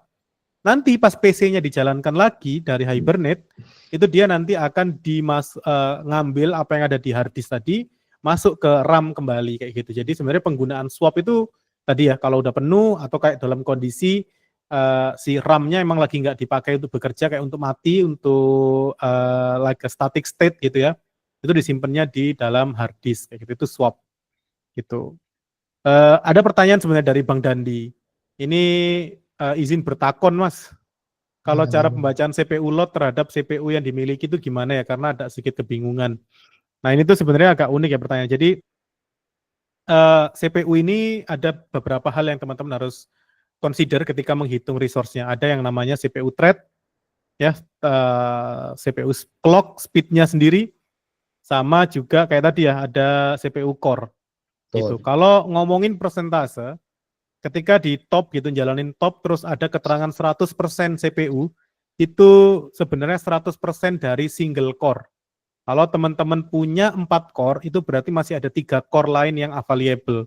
Itu ya, penggunaannya itu sebenarnya yang di dalam top, kemudian utilization di H-top atau di PS, itu berdasarkan jumlah core atau thread. Nah, itu kan keterangan kelihatan CPU-nya ada 2.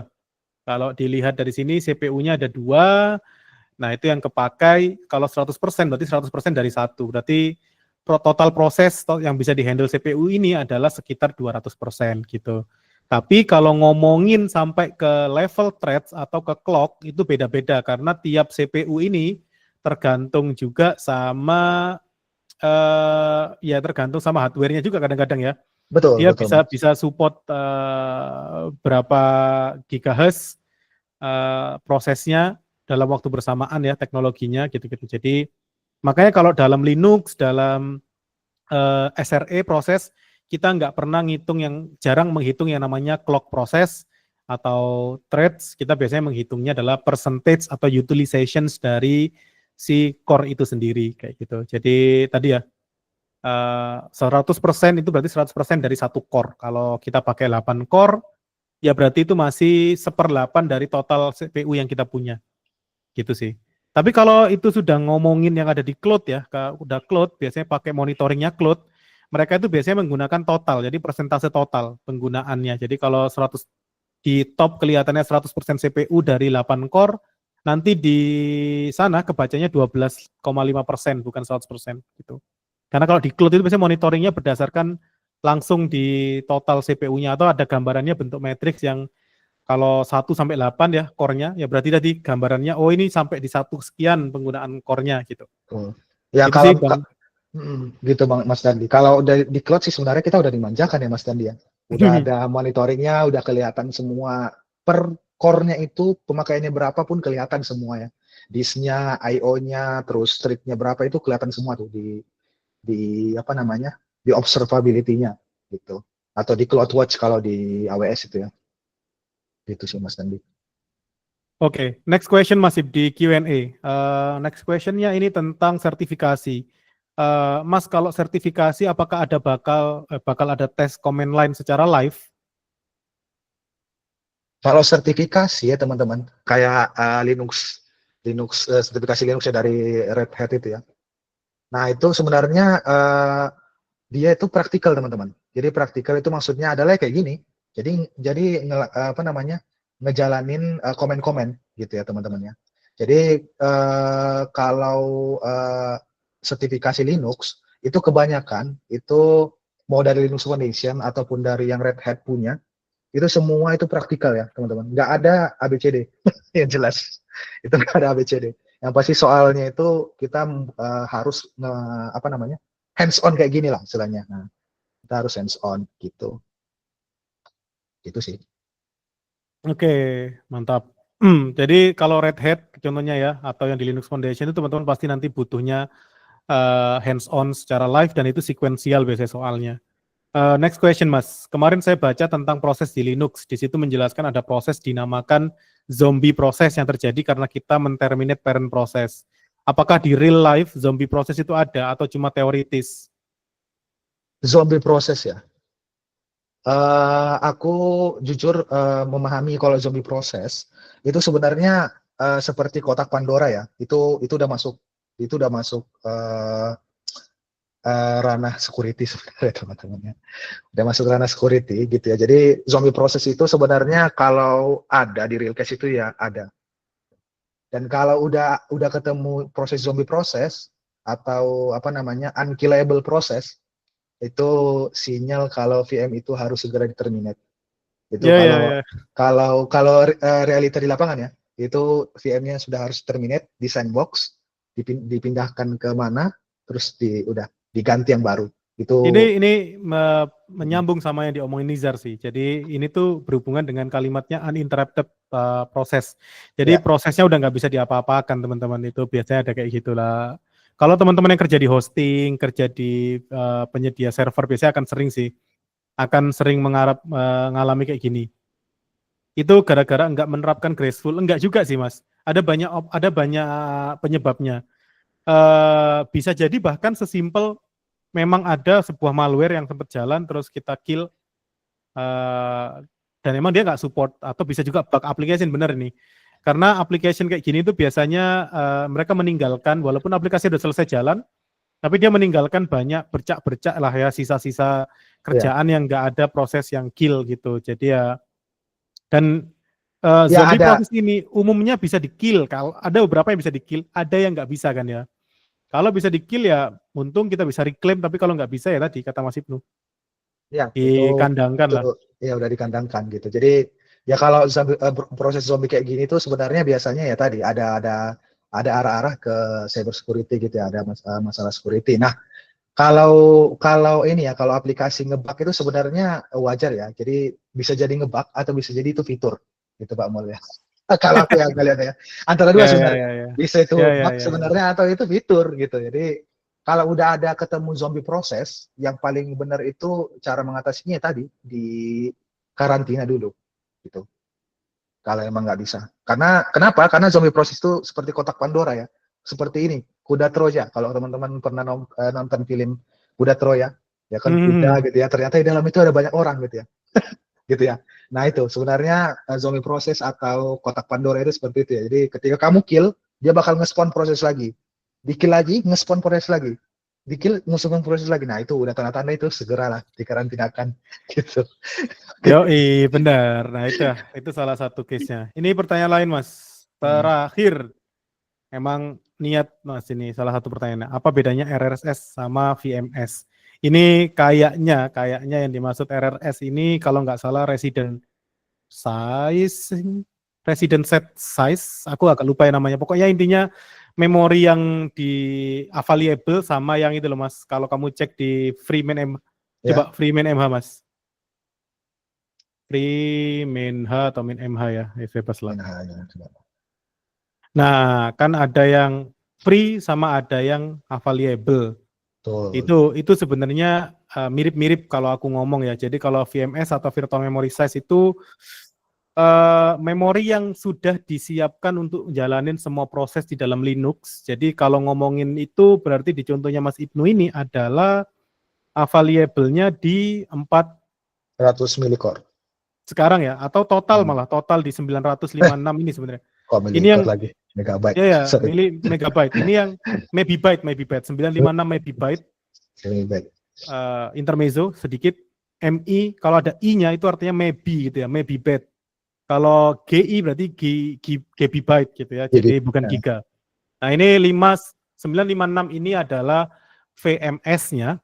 Kalau aku ngomong itu VMS-nya. Nah, kalau yang di RRS itu adalah yang lagi dipakai. Jadi yang use, bukan selain case ya, yang lagi use selain case. Aku lupa sih, antara available atau use. RRS ya aku agak bingung. Kalau VMS aku udah pasti sih. Kalau yang RRS aku udah pasti di ini. VMS itu udah pasti yang tadi yang sebelah paling kiri. Balik lagi Mas ke yang total. Nah, kalau yang RRS aku agak lupa antara yang available ini atau yang use, sedikit lupa gitu. Nanti perlu dicek lagi sih Mas Fadliari.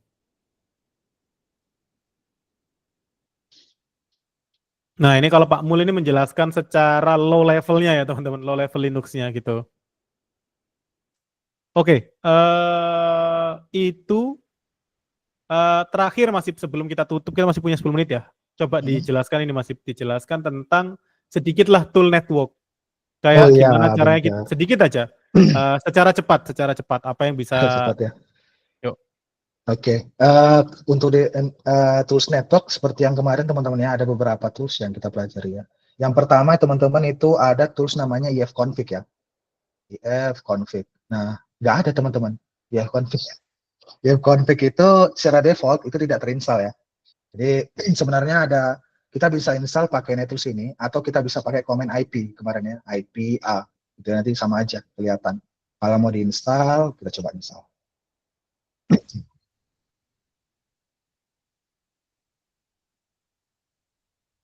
Oke, kita coba install ifconfig.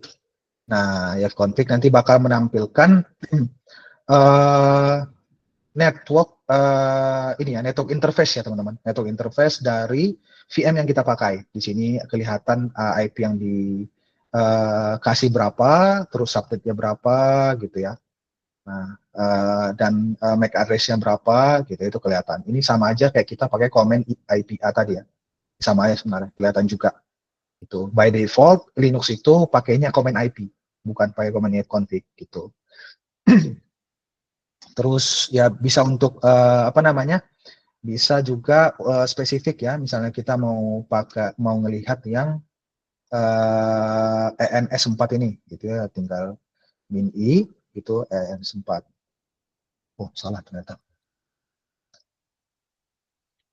Nah, langsung aja ternyata ya, bisa spesifikin gitu interface-nya mau interface yang mana.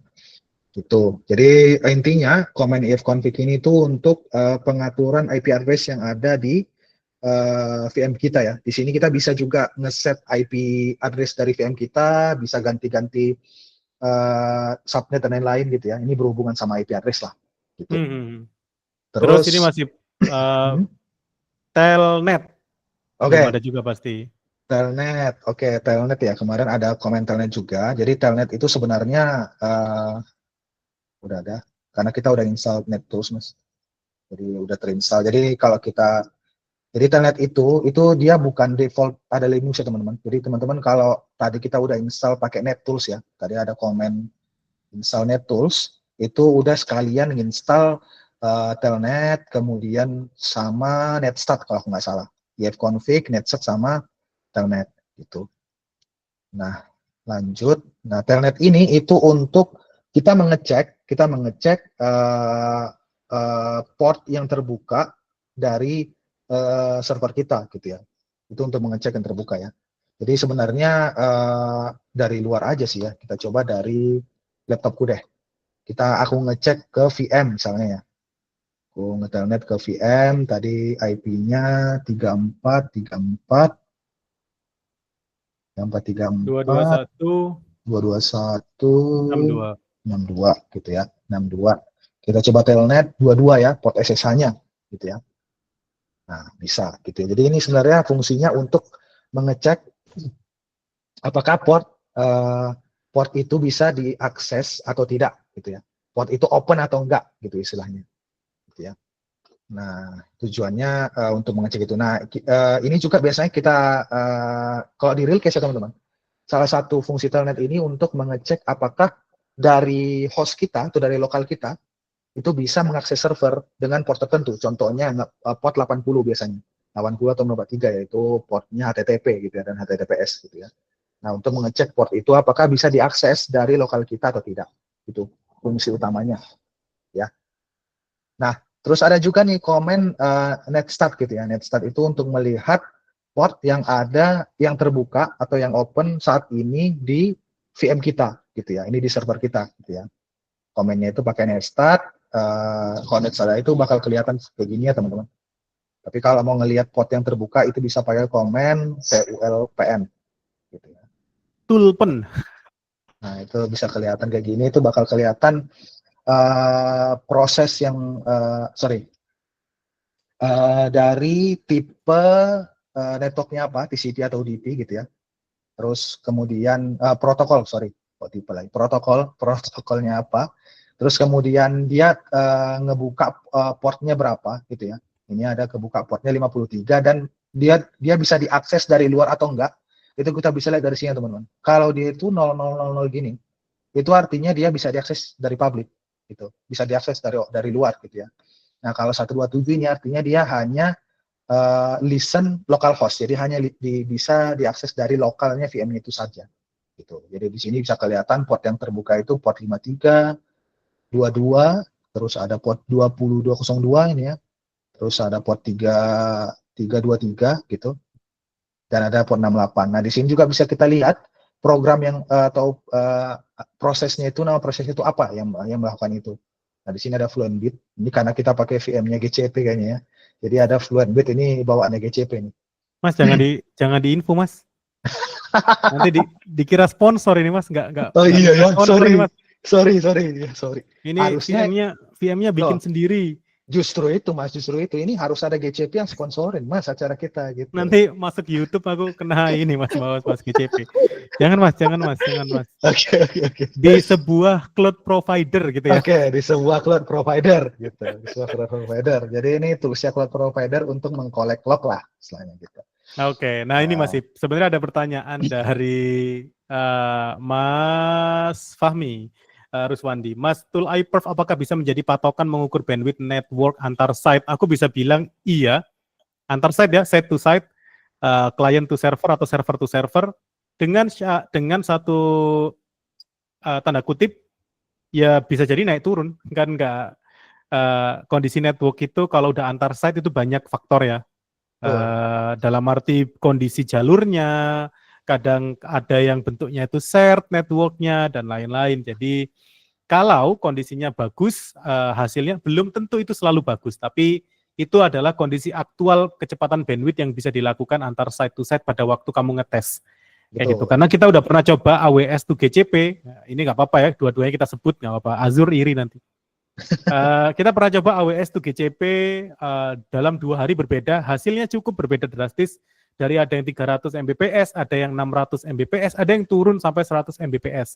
Dari VM yang sama persis gitu. Jadi emang lagi-lagi tidak ada SLA dari cloud provider yang dia mengatur kalau ke site ini speednya kayak gini gitu, nggak ada ya.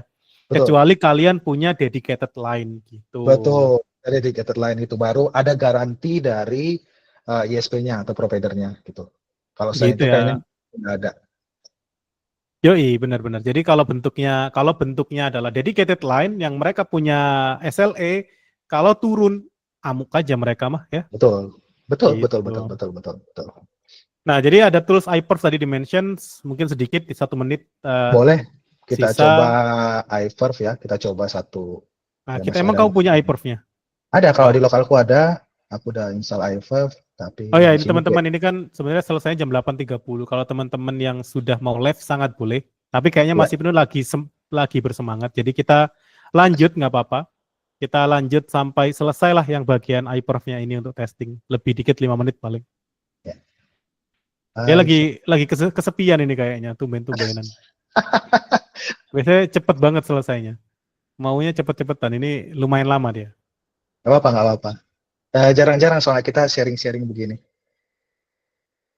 Lagi nggak ada kerjaan Mas, atau lagi nggak ada insiden? Salah kamu.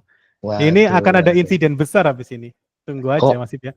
Kok ditanya begitu? Itu kalimat haram loh Mas Izar. Iya, nggak boleh. Mendekati weekend, jangan. Bahaya sekali kalimat. Bahaya. Oke. Kita lanjut. Kita akan tes tools iVerb. Jadi seperti yang kita pelajari kemarin teman-teman, ada tools namanya iVerb untuk mengecek koneksi server to client ya, gitu ya, atau client to server gitu ya. Jadi di sini si VM DFG Playground ini akan bertindak sebagai server dan laptopku sendiri itu akan bertindak sebagai client gitu ya. Jadi kita coba. Oke, di sini komennya untuk yang server itu pakai iPerf min S ya teman-teman. S besar atau S kecil aku lupa. Nah, S besar. Oke. Sorry.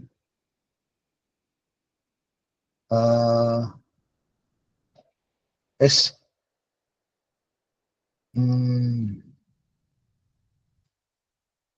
Kita lihat lagi apakah dia portnya terbuka ya.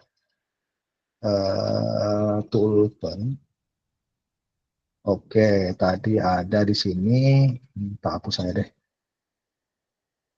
Nah, kelihatan. Nah, di sini dia ngebuka port 5001 ya. Nah, di sini port 5001-nya udah terbuka ke publik.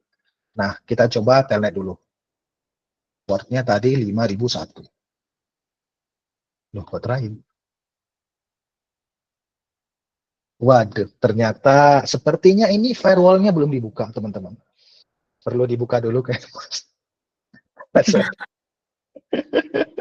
Firewall-nya kayaknya sepertinya belum dibuka, Mas. Sudah terbuka ternyata ya. Sorry Oke, sudah. kawan-kawan. Jadi Memang sekarang demi keamanan Mas Ip. Jadi harus kita tuh buka seminimal mungkin ya Mas ya. Ini best iya, practice-nya gitu. ini best practice ya, teman-teman. Jadi Alasan tadi sih alasan. Oke, ini statusnya udah bisa ya, udah connect, bisa diakses ya port 5001-nya. Oke. Setelah itu apa nggak mau? Aku buka satu lagi ya dah. Setelah itu kita coba pakai command iperf ya teman-teman. Iperf c, kemudian tadi IP-nya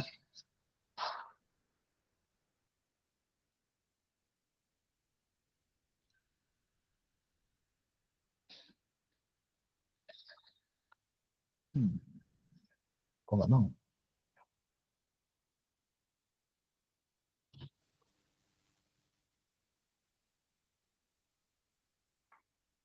Wah, Port. Perlu port nggak? Iya, kamu pakai iperf 3 nggak sih Mas Ip? waduh, salah ternyata teman-teman. Sepertinya saya harus install iperf 3 di sini. Alah, masih penuh. Sambil Saya masih belum install ada pertanyaan. Mas mau nanya dong, yang mempengaruhi network speed di cloud itu apakah dari proses aja atau emang tadi yang kondisi tiap provider, region, zone yang jadi nggak bisa kita prediksi ya. Kalau ngomongin public network ya, kayak langsung connect ke IPVM atau Cloud VPN kayak gitu, itu pengaruhnya malah bukan dari proses, pengaruhnya dari region, zone, karena antara Jakarta dan Singapura itu speed yang maksimumnya berbeda. Jakarta lebih rendah daripada Singapura walaupun jaraknya lebih jauh, jadi speednya akan berbeda. Zone pengaruh, region pengaruh, kemudian bahkan sesimpel kalau teman-teman punya VM yang nggak punya IP public dan pakai Cloud NAT untuk keluar ya, atau apapun lah bentuk NAT gateway-nya, di dalam pengaturan NAT gateway itu nanti ada kayak berapa banyak port yang dibuka, kemudian dikasih maksimum limitnya berapa, kayak gitu tuh ada. Jadi jangan kaget kalau suatu ketika VM yang pakai IP private kalau speed test itu hasilnya rendah, itu karena mungkin portnya belum dinaikkan. Kalau kita ngomongin salah satu cloud provider yang berawalan huruf G, tolong masuk ya Google. Nah itu mereka punya pengaturan di mana cloud NAT kita itu disarankan untuk mengubah port yang dialokasikan untuk cloud NAT itu menjadi 1064 port. Tolong dibenarkan Mas Ibnu. Kayaknya segitu ya dulu ya di case kita ya. Gimana Mas? Sorry. Yang cloud NAT harus naikin portnya itu loh, ingat nggak? Oh iya, jadi kalau di salah satu provider ya tadi ya Google. Nah kalau ada namanya CloudNet ya gitu teman-teman. Jadi dia itu kayak IP yang nanti apa ya? Jadi dia itu nanti semua apa namanya request keluar dari VM yang ada di GCP itu nanti keluarnya dari jadi satu pintu ya, namanya CloudNet. Ya, nah di CloudNet itu nanti kita bisa ngatur speednya berdasarkan benar kata Mas El, jadi port yang harus dibuka gitu ya. Semakin gede port yang dibuka itu semakin besar apa namanya bandwidth yang bisa dikeluarkan sama dia gitu. Jadi kayak portnya itu adalah pipanya gitu lah. Jadi ngedein pipanya gitu.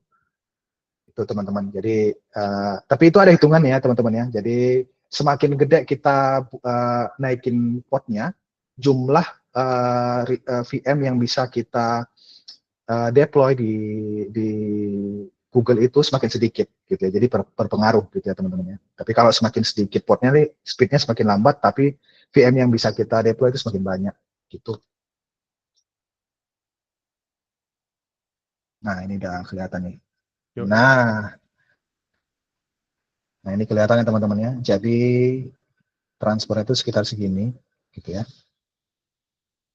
Sekitar 83 Mbps ya. Mbps gitu per Nah ini adalah iPerf teman-teman, bisa dipakai untuk kalau teman-teman punya dua environment dan environment ini saling komunikasi, kemudian kok tiba-tiba ini hari ini lambat ya koneksi ke Hmm. VM ini gitu. Nah itu bisa dipakai testing kayak gini. Contohnya dari kantor ke server atau semacamnya ya Mas Ip ya. Betul. Gitu. Nah, ini kalau teman-teman lihat juga, ini nggak stabil ya. Jadi kadang 7, kadang 9. Jadi yang di sini itu cuma average-nya, Dan. Ya. Gitu. Nah Jadi ini yang sebenarnya nanti topik-topik detail kayak gini tuh nanti diajarkan di networking. Nanti yang ngajarkan betul. kawan kami yang lain, Mas Ibnu sudah mau pensiun dari segala pengajaran ini. Nanti yang network Kayak akan begitu, Mas. jadi nanti akan ada sesi setelah ini minggu depan kayaknya itu tentang network ya teman-teman. Jadi teman-teman biar paham apa itu ini ya speed ini gimana sih ngitungnya. Kemudian tadi ya site to site itu apa itu router, apa itu port. Ini kan tadi dijelaskan tentang port ya. Nanti semuanya akan dijelaskan di sesi selanjutnya. Betul. Pembicaranya ini niat banget orangnya. Memang katanya sudah sampai memotong rambutnya untuk presentasi, jadi nanti ditunggu Luar minggu biasa. depan ya. Itu Luar saja, biasa, teman-teman. luar biasa. Nanti akan ada sesi khusus untuk yang itu. Apalagi Mas Ip, yang kita tertinggal di network yang basic di tools. Telnet udah, ping Telnet udah udah. ya. Ping Oh, umum ping sih kayaknya. belum. Ah, Ping ping tapi mah umum umum, sih. nggak usah lah, nggak usah ping umum. Biasanya kalau pakai IndiHome disuruh ngeping terus kan ya. Coba Mas di ping gitu kan ya. Iya. Traceroute Mas Ip yang belum traceroute. Traceroute ya, traceroute. Oh, Coba sama Mas Ip. ping itu sering dibuat ini juga. Sering dibuat anak-anak buat ini posting Oh, di Facebook. pura-pura hack. Oh iya, Pura-pura hack NASA. pura-pura hack NASA. Pura-pura hack NASA, benar, masuk akal. Ada NC, ya benar. NC ini versi lebih inilah ya, kalau ngomongin NC ini dia versi lebih advance ya Mas Ip ya. Sebenarnya Daripada NC itu sebenarnya hampir mirip seperti Telnet tadi ya, teman-teman ya. Jadi bisa juga sih NC itu. Nah, kalau kita lihat NC, nah dia itu untuk mengecek koneksi TCP dan UDP. ya, Gitu ya, kalau teman-teman ya. kalau kayak traceroute dia kan sebenarnya cuman support di TCP ya. Kalau kita mau UDP dia ada namanya UDP traceroute atau TCP, aku lupa namanya. Tapi kalau netcat ini NC dia bisa dua-duanya. Bisa dua-duanya, itu kelebihannya. Jadi kalau tadi kita mau coba cek kan, kayak ini tadi ya, sama aja sebenarnya hasilnya teman-teman. Nggak sama ternyata Mas Ip. Kok nggak muncul sih? Kan portnya udah mau ganti nggak sih? Sama. Coba dua-dua aja. Nah, dua-dua gitu ya teman-teman, kan kelihatan ya sama aja ya, dia itu bisa terkoneksi gitu ya. Nah ini NC. Gitu. Sebenarnya tadi yang kita jelaskan default yang ada, maka kita ngomongnya ini adalah primitive way. Ada banyak tools yang bisa teman-teman pakai. Ada NS Lookup untuk ngecek DNS, ada Nmap, kemudian ada banyak lah sebenarnya kalau toolsnya. Tapi itu semua akan teman-teman pelajari perlahan ketika teman-teman sudah pernah pegang Linux. Setiap menemukan kendala nanti tanya di ChatGPT atau tanya Google ya. Tanya Stack Overflow apa sih yang harus dilakukan kalau error kayak gini, nanti pelan-pelan akan mulai terbiasa dengan komen-komennya gitu. Tapi kita maunya teman-teman paham dulu basic komennya kayak gimana gitu ya, sih. Sama konseptual terkait Linux ya, jadi Linux fundamental itu seperti apa gitu. Jadi biar teman-teman supaya teman-teman itu nanti ketika search di Google atau ChatGPT itu tidak apa ya, jadi nggak mentah ya, mentah gitu loh. Jadi mentah. Jadi tahu gitu konseptual awalnya itu seperti apa gitu teman-teman. Karena kalau teman-teman nggak tahu konseptualnya, nggak akan bisa nge-troubleshooting lebih dalam gitu teman-teman. Ya gitu. Bisa bikin server ngikut ChatGPT bisa, tapi nanti ditanya kalau ada error ChatGPT ternyata dia lagi halusinasinya tinggi, malah nggak benar gitu kan. Dan productions itu tentunya nggak akan pernah kita bisa mengandalkan ChatGPT untuk productions karena tingkat halunya terlalu beresiko untuk productions. Betul. Gitu. Jadi ya ini basic kayak gini nih yang kita akan minta. Dan disadari atau tidak sebenarnya seorang recruiter terutama user itu biasanya akan ngecek lah sebenarnya fundamental knowledge teman-teman kayak gimana. Real case ya, di banyak user yang menginterview orang ada pertanyaan-pertanyaan sepele aja kayak gimana sih cara kerjanya traceroute, gimana sih cara kerjanya load balancer, itu fundamental banget. Kita udah kebiasaan pakai tools yang mewah kayak aku pakai Argo CD, pakai Envoy, tapi kita nggak tahu apa itu load balancer gimana gitu. Jadi nggak tahu flow-nya. Nah ini yang kita sedang coba atasi adalah kita berangkat dari bawah banget sampai networking. Makanya kalau teman-teman lihat di list dari topik yang dikirimkan di grup itu nanti ada yang networking basic, sampai ke kayak basicnya kontainer dan lain-lain. Semoga nanti jadi kita nggak jadi orang-orang yang kayak lulusan bootcamp yang langsung paham Kubernetes tanpa paham Linux gitu. Dari aku itu Betul. sih mungkin masih kita kayak udah di ujung acara ya.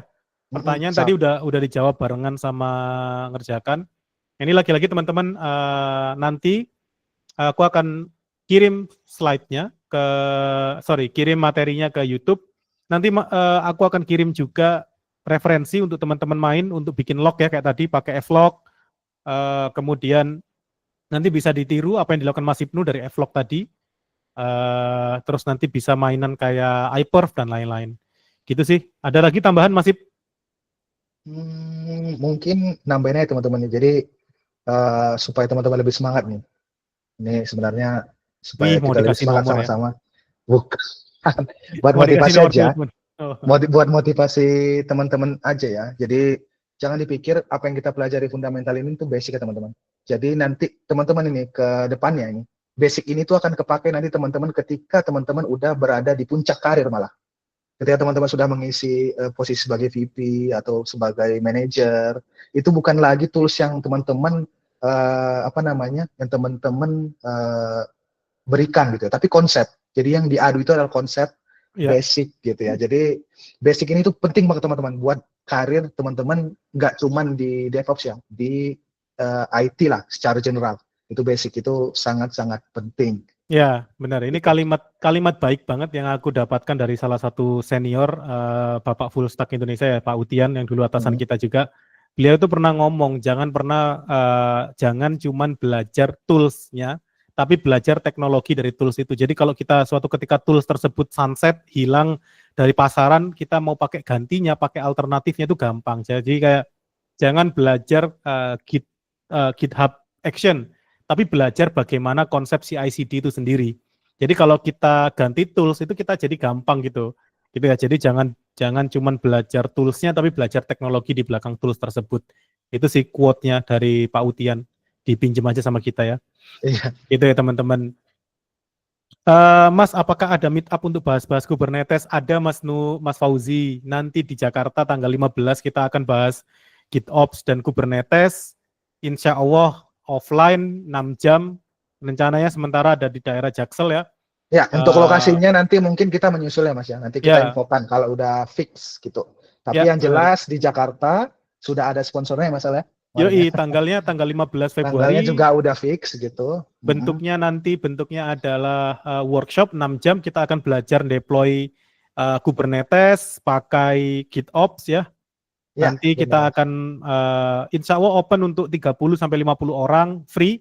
Tinggal datang aja teman-teman, bawa laptop ya tentunya. Nanti kita akan kabari lagi di grup gitu. Weekend hari Sabtu tanggal 15 Februari. Nanti ketemu Mas Ibnu ya di sana. Nanti aku dan Mas Ibnu berangkat insya Allah. Gitu aja teman-teman.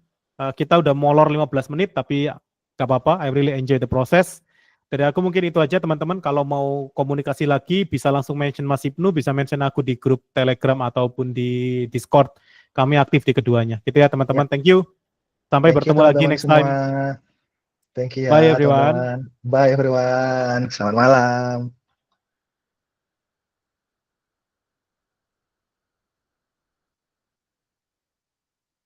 Ya, mantap Masip.